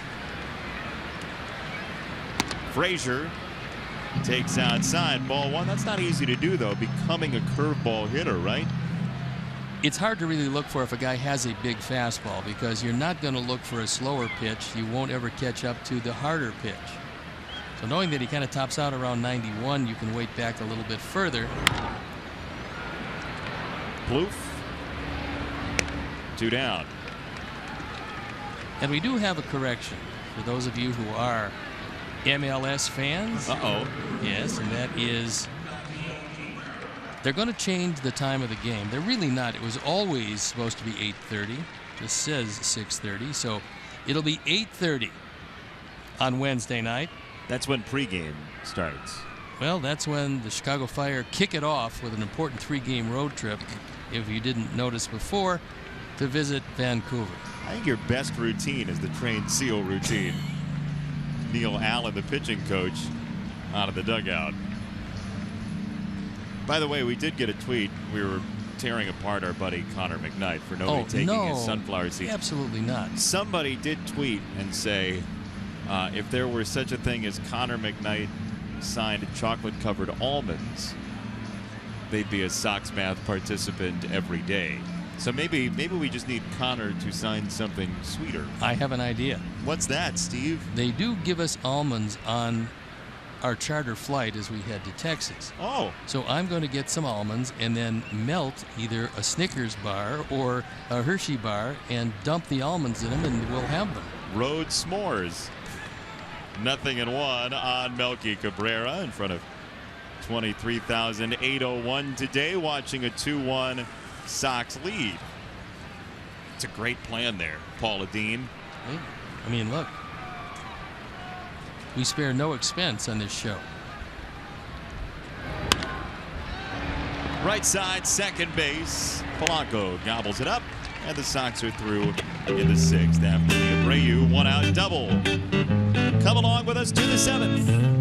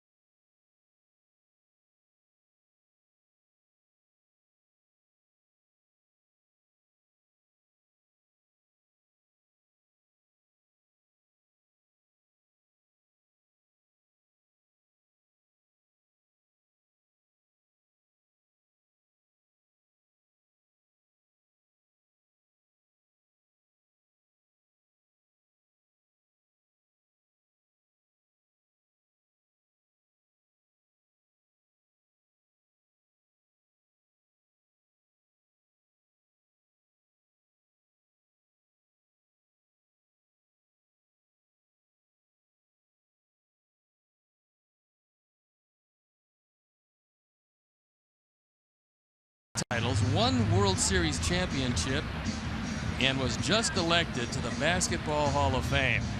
Get to know the Bulls and White Sox owner Jerry Reinsdorf on an all-new Inside Look presented by Cadillac. That premieres Thursday at 7 on CSN. Congratulations to Jerry on his recent Hall of Fame induction. 7 championships he's brought to this city. I mean, unprecedented doesn't cover it. No, and he'd probably dearly love to record number 8, but there's a lot of work to do. However, the promising start leads a whole lot of people to realize that this is a completely different White Sox team than the last few years. Even though some of the players are the same, the players that have been added change the chemistry completely, and things moving along swimmingly at this point. Right field, Adam Eaton in his tracks for out number 1. News from the AL Central. Currently, the Sox entered with a 5-game lead over both Cleveland and Kansas City. The Indians are leading the Royals 5-4 top 8. The Tigers are trailing again, now 7-2 against the Rangers in the 8th. The bad news is the Sox have to face those Rangers, who look like they're going to put a sweep on Detroit starting tomorrow. Sox and Texas. Ball 1 to Darren Mastriani. Well, the strange thing is that they're doing it in Detroit, so they're starting to play some pretty good baseball. Although 3 over, they're starting to get healthy, and that's a scary proposition because there's a lot of folks, and it seemed at the time like an easy pick, that picked Texas in the AL West. But when Robinson Cano is doing everything he's doing, that Seattle team is 18-12, and they've got a 1.5-game lead coming into today. How different are they with a healthy Robinson Cano? Yeah, he's just, I mean, he's been magnificent. The start has been great. And Jose looked like he might have hurt his hand. Robin's going to come out there. Hermie's going to come out there, and sometimes, and we hope this is the case, sometimes what happens is you get a cramp. And if that's the case, then it will loosen up and things will be fine. We'll have to check and see as this is not a pleasant look for Sox fans or anybody in that dugout. As Jose threw one pitch up and out of the strike zone and then started to shake it off. So we are hoping that it's a cramp, and if it indeed is, then everything will be fine, as he's going to throw some warm-up pitches. I think he's trying to assure both Robin and Hermie that he is okay. And I think it was said best last time when he faced Boston and really throttled that ball club, that good hitting ball club, and John Farrell. When I went in to see him in the office and we talked about Quintana, and he said, last night aside, last night he was brilliant, but he said definitively he is the single most underrated pitcher in all of baseball. And that, of course, because of the no decisions, but the bullpen's going to start to work just in case. In the air for Mastriani. Eaton again for round number 2. Hey, Sox fans, you win with Papa John's Pizza all season long. The day after the Sox win, you get 50% off. That's half off your entire online order of regular menu priced items, only at papajohns.com when you use promo code SOXWIN at participating Papa John's locations. Better ingredients, better pizza, Papa John's. Do you have any idea? 50% off of 21 pizzas, 1 per win. That's 10 and a half free pizzas. Unbelievable. Hashtag Sox math. That would help you out. Centeno to right center field in trouble. Jackson is over. Centeno held to a single. How would that help me so much? 21 pizzas.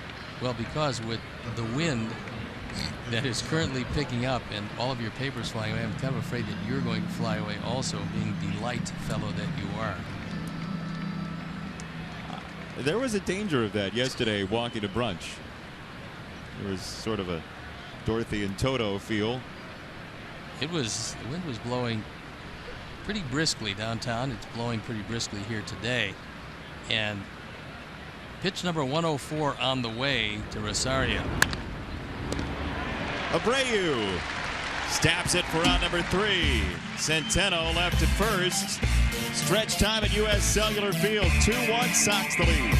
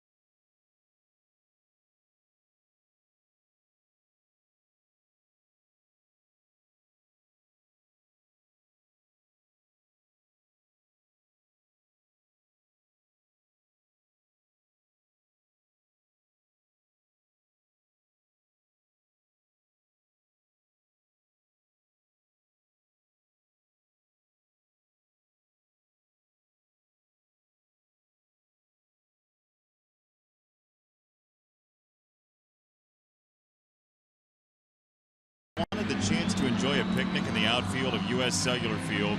meet 2016 White Sox team members and talk to White Sox alumni, have you? I have. Yeah, thank you. Now's your chance. Join us Saturday, June 25th for Picnic in the Park. All proceeds benefit White Sox charities. To purchase tickets, visit whitesoxcharities.org. And hello to all the mothers out there and all the mothers who donated their children to us on the crew as well. Joe Grube's mom, Irene. Todd Benjaminson's mother, Janet. Jim Angio's mother, Diane. Your mother, Dorothy, as well. Steve, I was just thinking about that earlier. Your mother's name's Dorothy. Where did I come up with Eleanor? That's her middle name. Middle name. Yeah, she went by Eleanor when she fought with the French resistance during the war. Yeah, but changed it back to her real name, Dorothy. But nice of you to... You jumped right on that. I like that. Eleanor somewhere, and I was going to ask you during the break, actually. You very kindly wrote it out for me here. That was just in my mind. Thanks, Frank. Bottom 7, 2-1 your score. Meantime, we could use a run or two. Make things a little more comfortable. Why didn't you tell me when I said that in the first place? Oh, I just figured ran with it. Yeah, I mean, why? First pitch. Outside ball number 1 to Brett Laurie.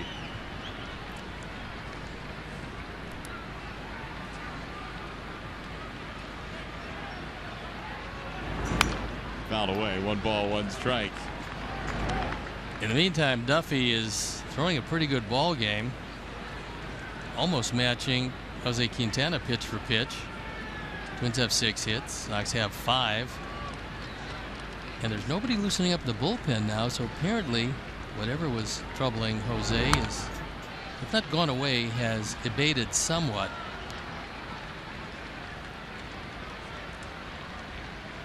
He's shaking out his hand. Yeah. And to me, usually when that happens and then you get back and able to throw without a great deal of discomfort, it usually is a cramp. Let's hope it's just that. Ground ball foul, still 1-2.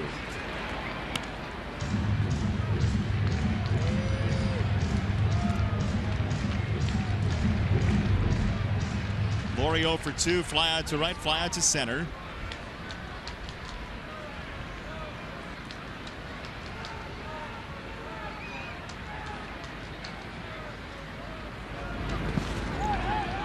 Check swing, he did go. So 1 down on the strikeout for Laurie. 6th punch out for Sox hitters today. This is what Brian Knight saw. And Brett thought he had checked it up. Brian Knight has a deciding vote.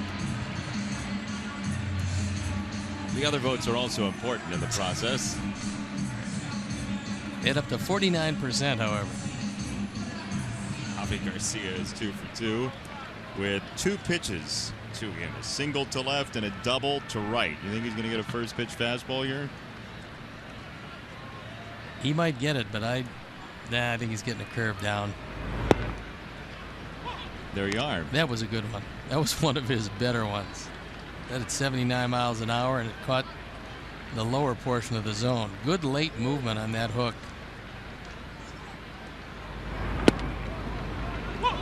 0-2.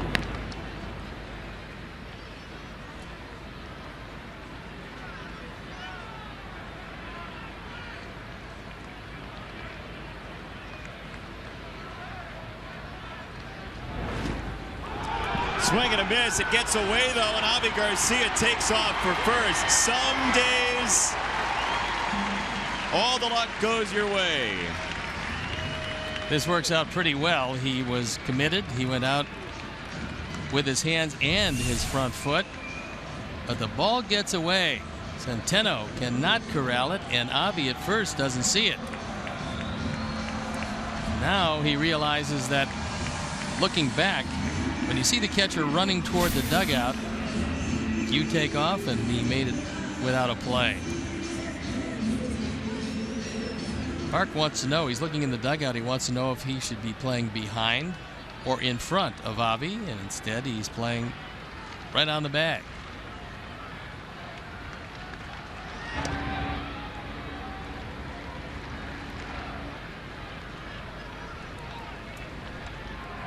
1 on, 1 out.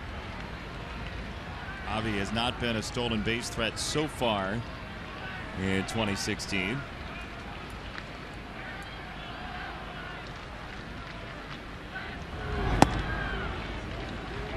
But we've seen him run on the bases. He doesn't seem to have any ill effects from that leg problem he had for a few days. And we will know when he is absolutely 100% when he does start to take off a time or two.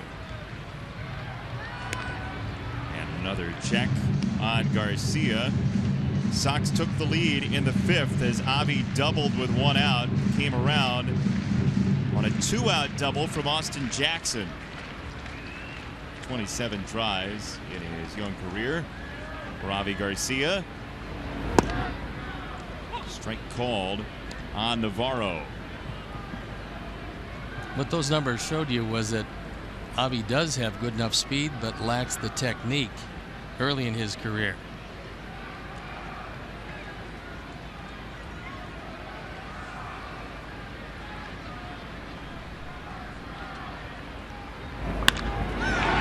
To right field, and this ball gets down. Garcia around second. It gets behind Arcia. Garcia's coming home, and Avi Garcia touches the plate. It's 3-1 Sox.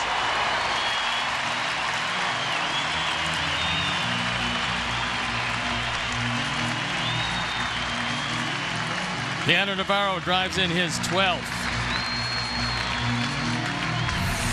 It's a 4th double of the game for the Sox, and he drilled this ball. Garcia takes a bad line.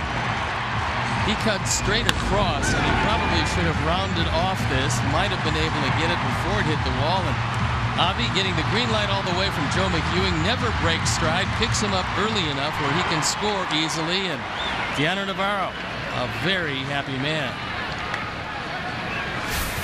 Clapping and hugging all year long for the Sox in 2016.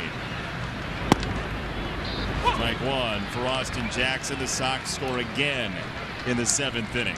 It truly has been a magical 7th all year long. And Jason, just exactly how magical has it been? Steve, I'll tell you how magical it's been. 32 runs in the 7th inning. That's pretty impressive, especially when you're talking about more than a run a game in the 7th alone. And this series, it's been now a 7-run 7th inning. 3 in the first game of the series, 3 last night, and 1 here today in the 7th inning. 7th inning stretch has referred to stretching the lead in 2016. That's what it's been. Late runs, whether you're trying to tie up the ball game or you're trying to add some to give yourself a little room, come in handy, and this club has done it more than enough that you would think this would become a regular facet of this offense. 1-2 for Jackson, and Duffy gets it by him. Strike 3, so that's the 3rd strikeout of the inning for Duffy, but still only 2 outs on the board. He has a chance to do the old Wilson Alvarez here and get 4 strikeouts in 1 inning.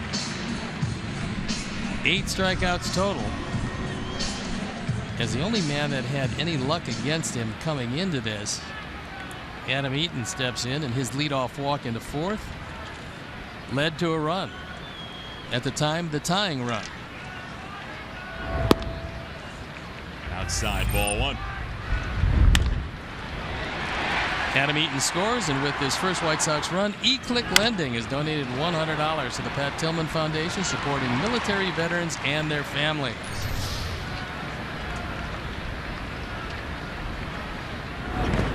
Had some great veterans here at the ballpark the last couple days, including one who fought in the Battle of the Bulge. The gentleman they honored today fought in World War II from 43 to 45. VE Day today.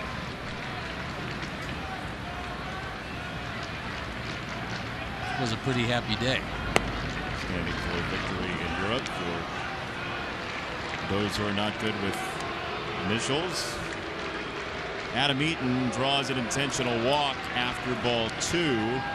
Duffy will bypass him and put 2 on with 2 outs. So a walk and 3 strikeouts in the inning that continues.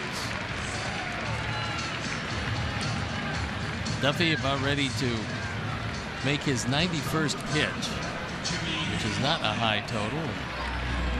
6 2/3. Although he could have easily been out of the inning, but the ball got away. So he's still in some problems. 2 on, 2 out.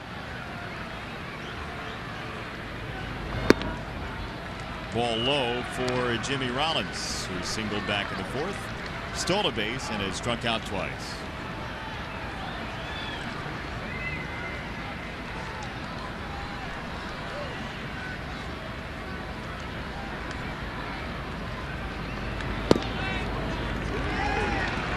Two and 0, Abreu looming.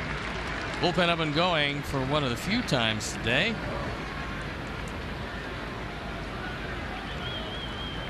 So the Twins join the Sox in having pitchers getting loosened up and ready to go in the pens. 2 and 1 for Rollins, with the Sox having scored in the 4th, 5th, and now the 7th. Going for the sweep of Minnesota. It would be 6 in a row with a win today over the Twins to open the year before the next series between the two in late June. Outside, 3 and 1. It's Trevor May loosening up. Last time we saw him, he was busy hitting Jose Abreu in the arm. With a fastball, that is, not hitting him with anything else. Well, through that whole situation the other night, Jose had the bat in his hand. He was walking out with the bat in his hand, and he said before yesterday's game, he said, I didn't mean anything by that. I was so in the moment, I just forgot to put the bat down. However, you're on the mound and that guy's got a bat in his hand. Yeah, you don't want that. No. 3 and 2 from Duffy. Tipped foul. Here's what happened Friday night. May to Abreu, and Jose asking what happened to May. There's the bat in the hand. Jose apologized for what he did, though it was a very tempered reaction compared to what you might have had, fully believing he got hit intentionally. 3-2. Swing and a miss, strike 3. It's a 4 strikeout inning for Duffy, but the Sox do get a run. 3-1 your score after 7.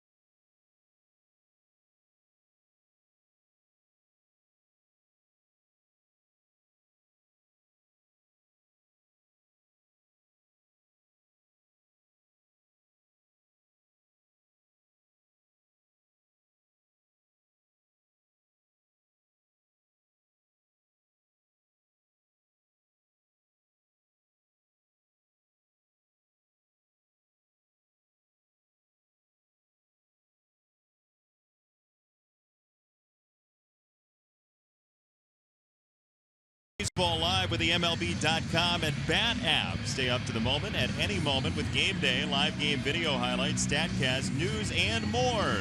Download MLB.com and Bat, the #1 app for live baseball on your smartphone and tablet. We turn to our smart analyst for the new pitcher. The new pitcher. That's you.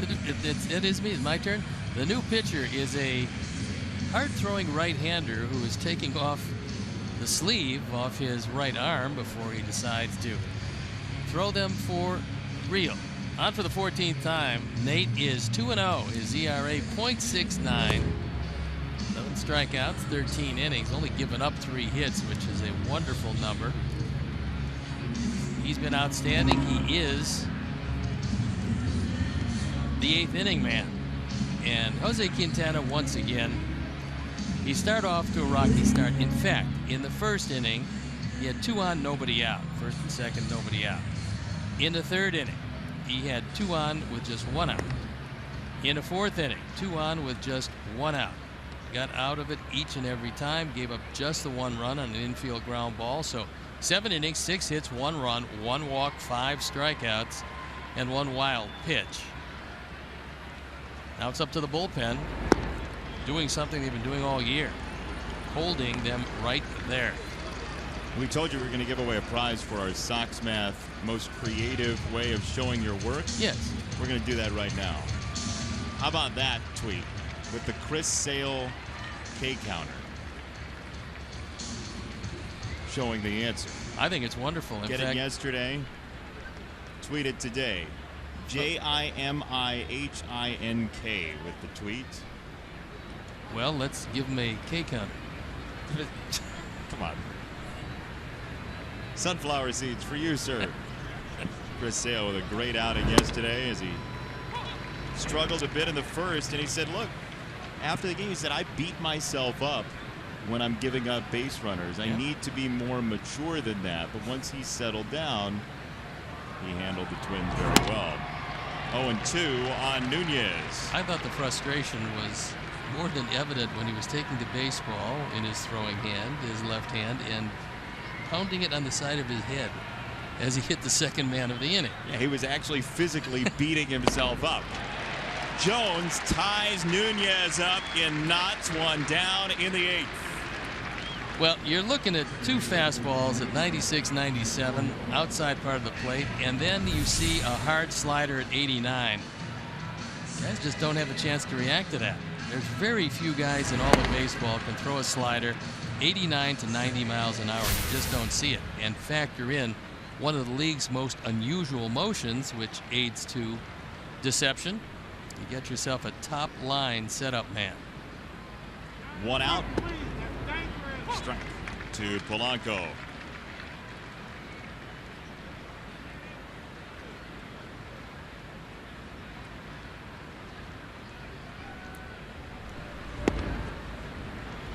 Ball to strike on Polanco.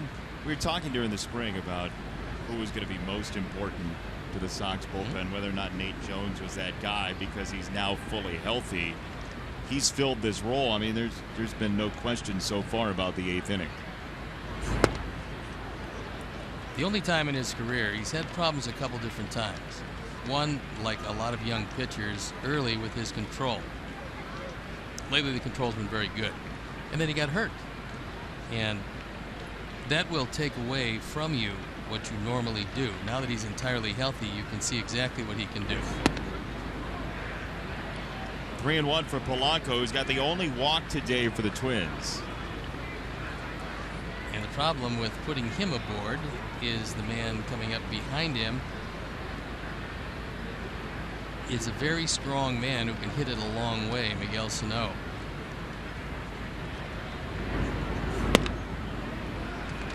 Tying run coming up on a 1-out walk for Polanco.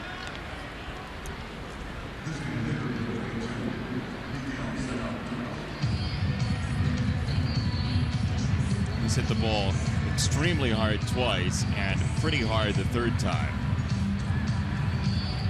He was facing Quintana the first 3 times. Now he's got to go against very hard throwing right-handed setup man.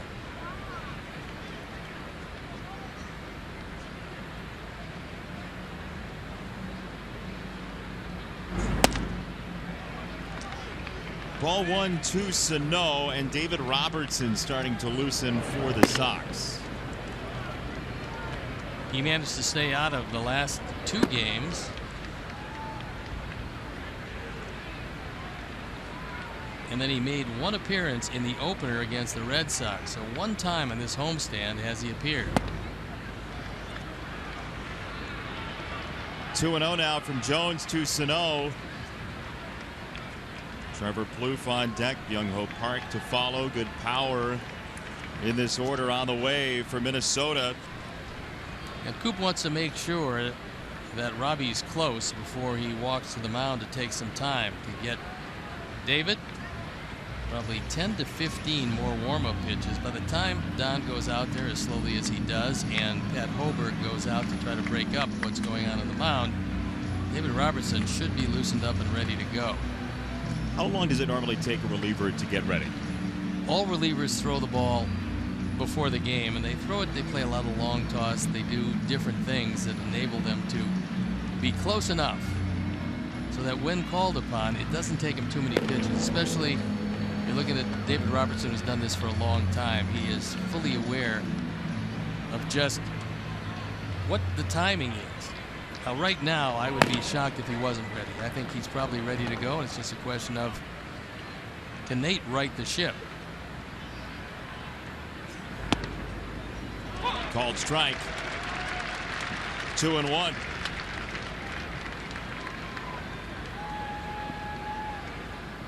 Don Cooper working the phone.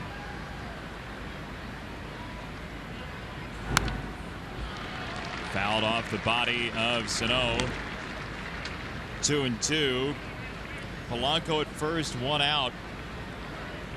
They pitched Sano inside right near his body in this at bat. He won't touch a slider if he wants to throw one low and away, but he's looking for an outside fastball here. High fly ball.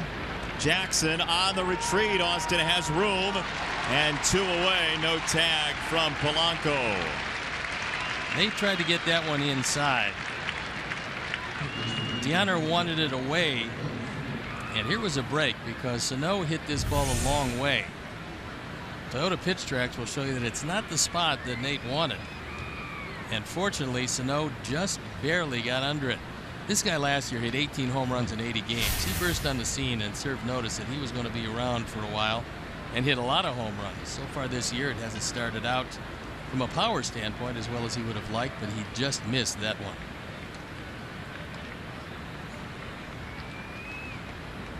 So it's up to Trevor Plouffe, the leading RBI guy for the Twins since 2012. With 279 of them in that span. Hit hard through the left side. 2 on, 2 out for Byung-Ho Park. Nate doesn't have real good control today. That one got away from him, and that ball was up. See Plouffe, a good fastball hitter, and he delivers his second base hit of the day. 2 tying runs on base for their home run leader on this team. Talked about it through the series. 105 homers the last 2 years that he played in Korea, with 52 one year and 53 the next year.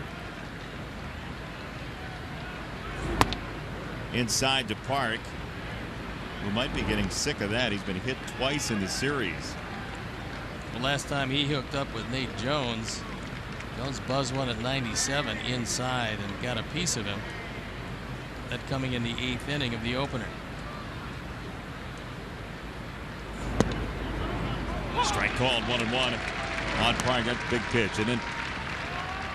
Huge difference, 2-0, 1-1. And Park, although he hit a prolific amount of home runs, also struck out 25% of the time over the last couple of years in Korea. He buckled, took strike 2, 1-2 from Jones. Take a look at the knees and you'll see how effective that hard slider is. He couldn't hit that with 2 bats. Yes, he did. Swing. He did go around. And that'll do it. Nate Jones wriggles free. Down goes Park. 3-1 Sox after 7.5.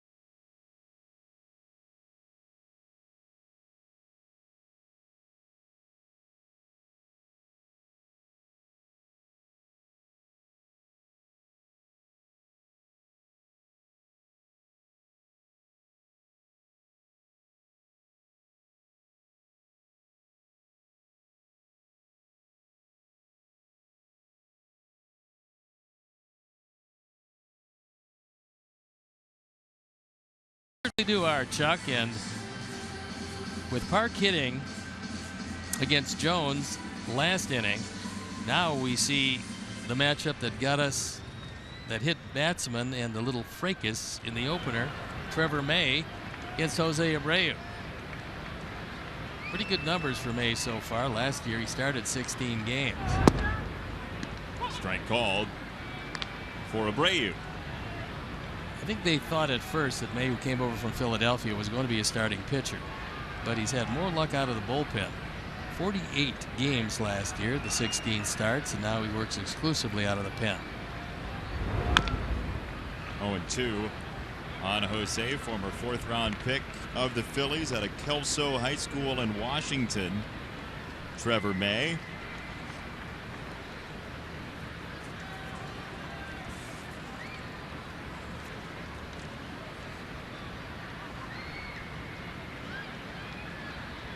Two strikes. Abreu, Frazier, Cabrera in the inning. Inside and down, 1-2 on Jose. Sox will be off to Texas after this game. Miguel Gonzalez, Colby Lewis, your pitching matchup tomorrow. That's 7:05 Central Time on WPWR tomorrow. Rodon versus Holland Tuesday, and then Latos Hamels on Wednesday in Arlington.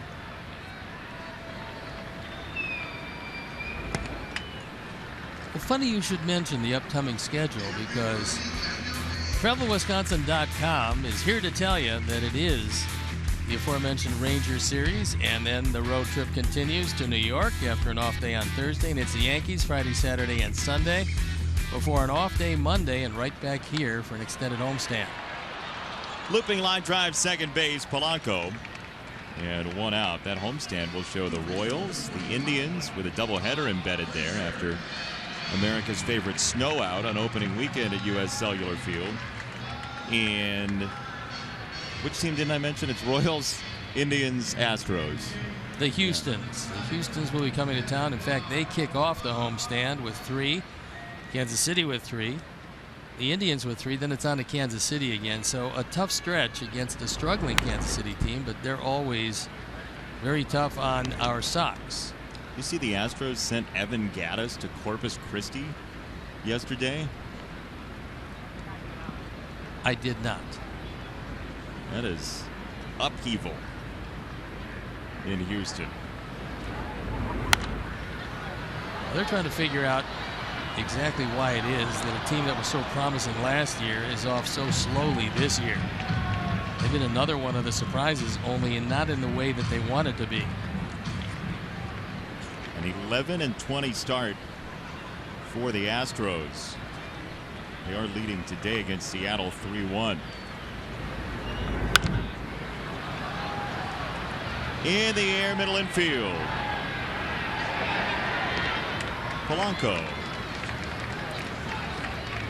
So that homestand will be a 10-game homestand. There is that makeup doubleheader. It's kind of surprising because we haven't had particularly good weather. But there's only been one rainout so far, and I say that hesitantly because there's a lot of rain scheduled for Texas. Normally, it rains very hard for short periods of time and usually allows you to get the game in, so hopefully that will be the case as we only go to Texas one time. Texas done coming here after that sweep last homestand for the Sox against the Rangers. Melky, who's 0 for 3, but 5 for 11 in the series.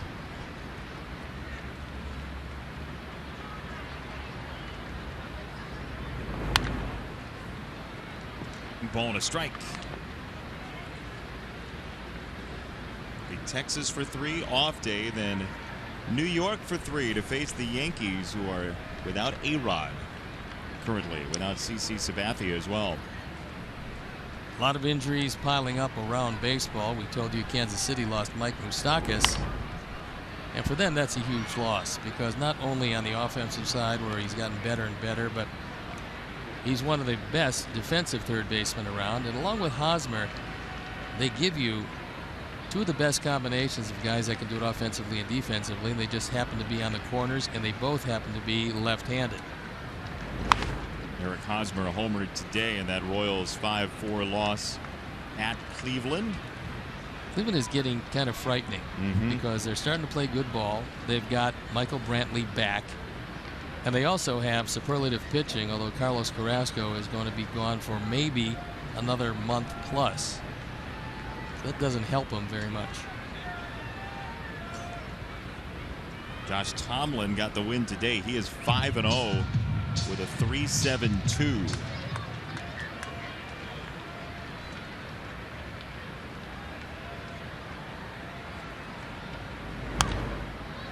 Another foul ball for Melky Cabrera, who showered Todd Frazier with bubble gum during our post-game interview yesterday.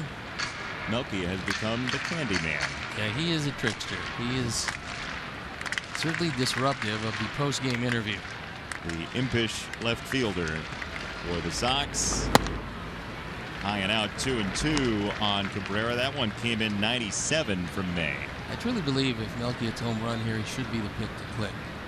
Oh, you do? Yeah, I don't have an axe to grind, but yeah, I would think that that would be a big fourth run. Foul ball. He'll get another chance to fulfill all of Steve's hopes and dreams on a getaway day pick to click. In fact, just because of this battling at bat, he should be the pick to click. Oh, because he's seen so many pitches. Trying to wear him down. 2 out in the 8th. First inning for May. 2-2. Pitch number 8. In the air, left side. Rosario. What's your argument now? It's just a heartache. To the 9th. Sweep on the line.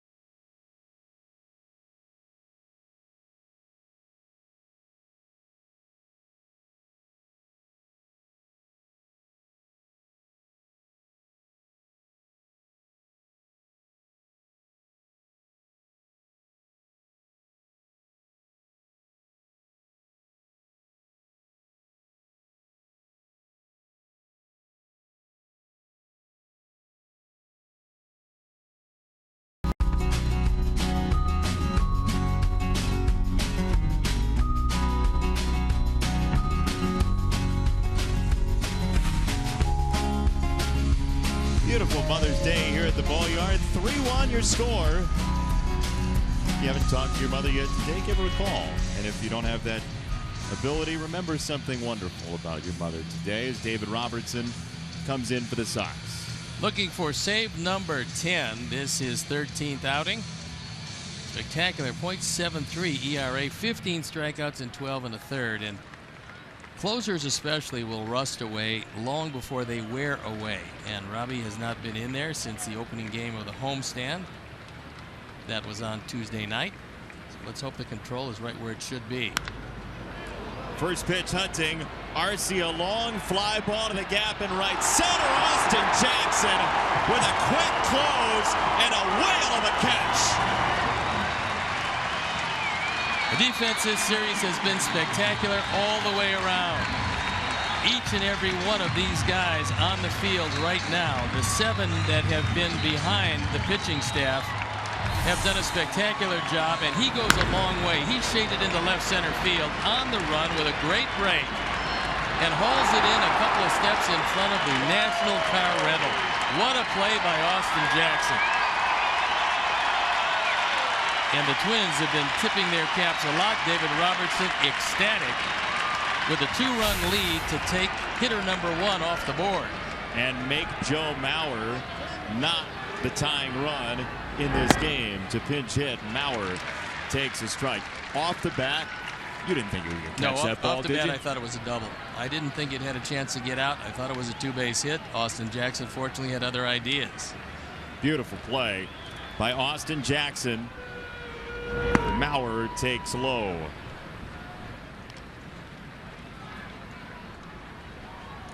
He's only pinch hit 1 time this year, and he was successful. He is 1 for 1. The Twins just 2 for 12 in pinch hitting. Inside and down to Mauer. Brian Dozier has grabbed a bat. He is on deck. And we have not seen Dozier so far in this series. No, and that's been a good thing because even though he's not swinging the bat as well as he would like, he's always dangerous. Fouled by Mauer, 2-2. The Twins pinch hitter. He's in for Mastriani. Catcher Centeno next. Dozier likely to sub for him.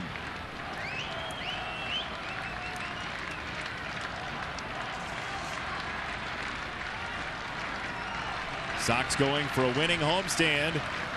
2-2. 3-2.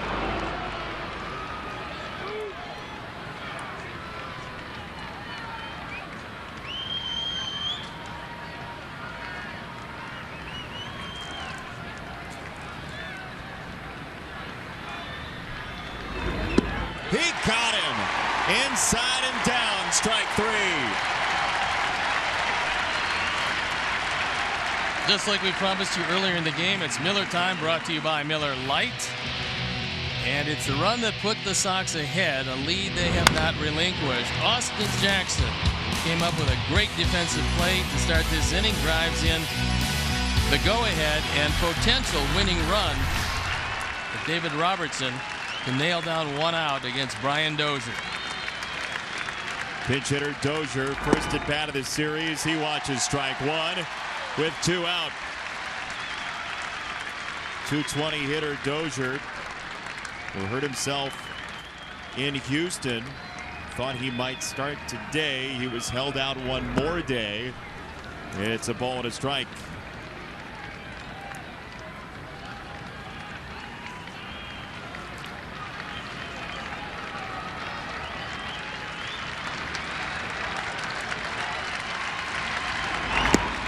Two and 1 to Dozier after 7 innings from Jose Quintana. He gave up just 1 earned run. Came in with an ERA of 1.40, 3rd best in Major League Baseball. 2-1. Low to Dozier. 3-1. Tying run on deck. And a powerful little guy in Rosario does have a hit and a run scored today, the only Twin run. Dozier takes a strike. 3-2.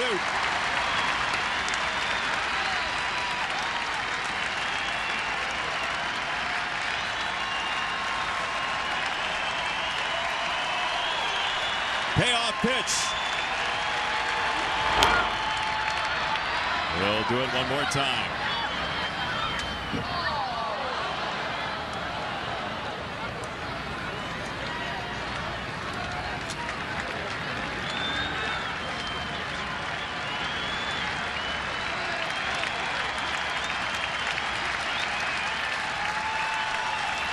Two out.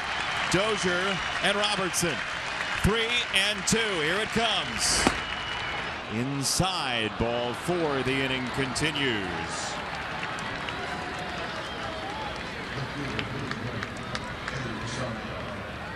It's up to Rosario. Santana now comes on to pinch run.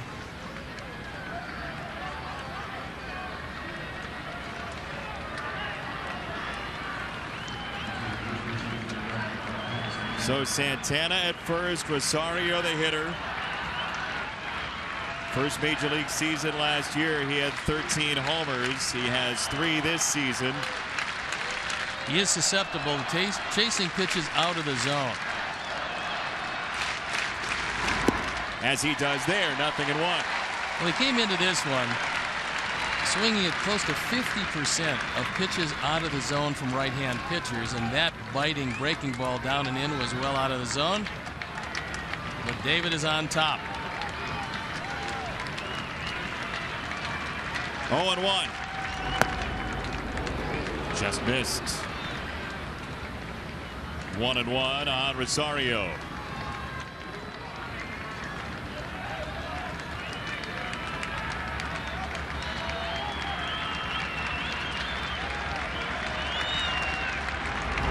There goes Santana. This pitch fouled away left side. Count 1-2.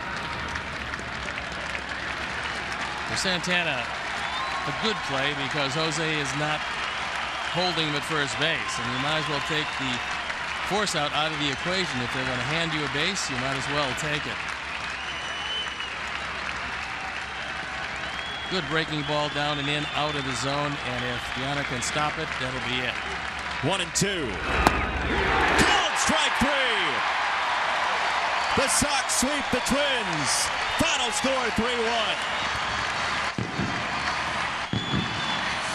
Jose Quintana moved to 5-1. David Robertson, his 10th save, and what started out a tough homestand with losing 2 of 3 for Boston sees a 3-game sweep, a 4-2 homestand, a fastball called, strike 3. Rosario can't believe it, but the Twins 0-6 against the Sox this year.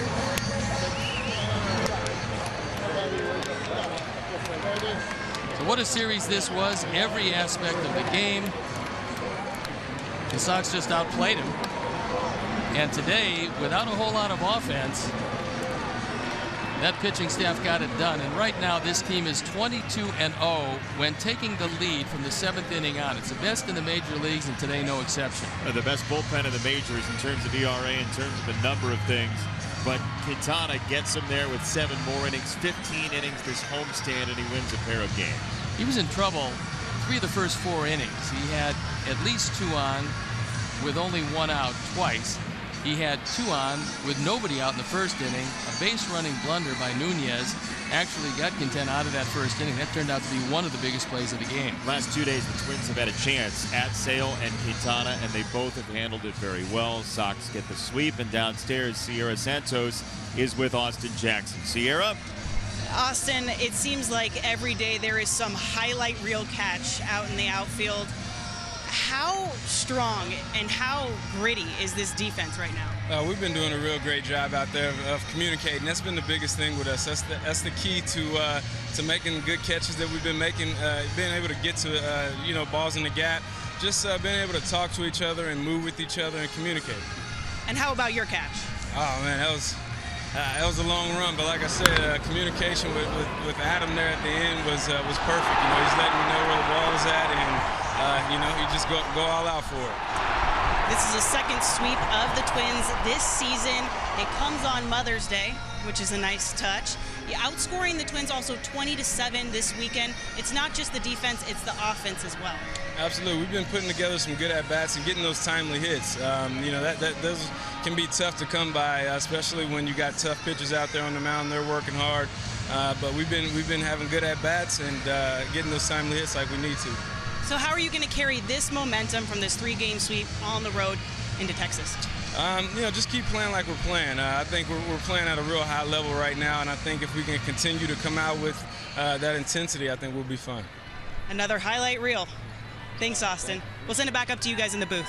Sierra, thank you. Final score, Sox win it 3-1 over the Twins and get the sweep against Minnesota. Stoney, enjoy the road trip. 3-1 your score here today, and for our entire crew, for Director Jim Angio, our producer Todd Benjaminson, our associate producer Dave Ross, our tech manager Mark Harper, and the executive producer Jim Corno Jr. He's Steve Stone. I'm Jason Benetti saying so long from U.S. Cellular Field. Coming up next, Subaru Postgame Live with Chuck and Bill. In-game scoring provided by Stats. You've been watching Chicago White Sox baseball on Comcast Sportsnet. Enjoy your Mother's Day.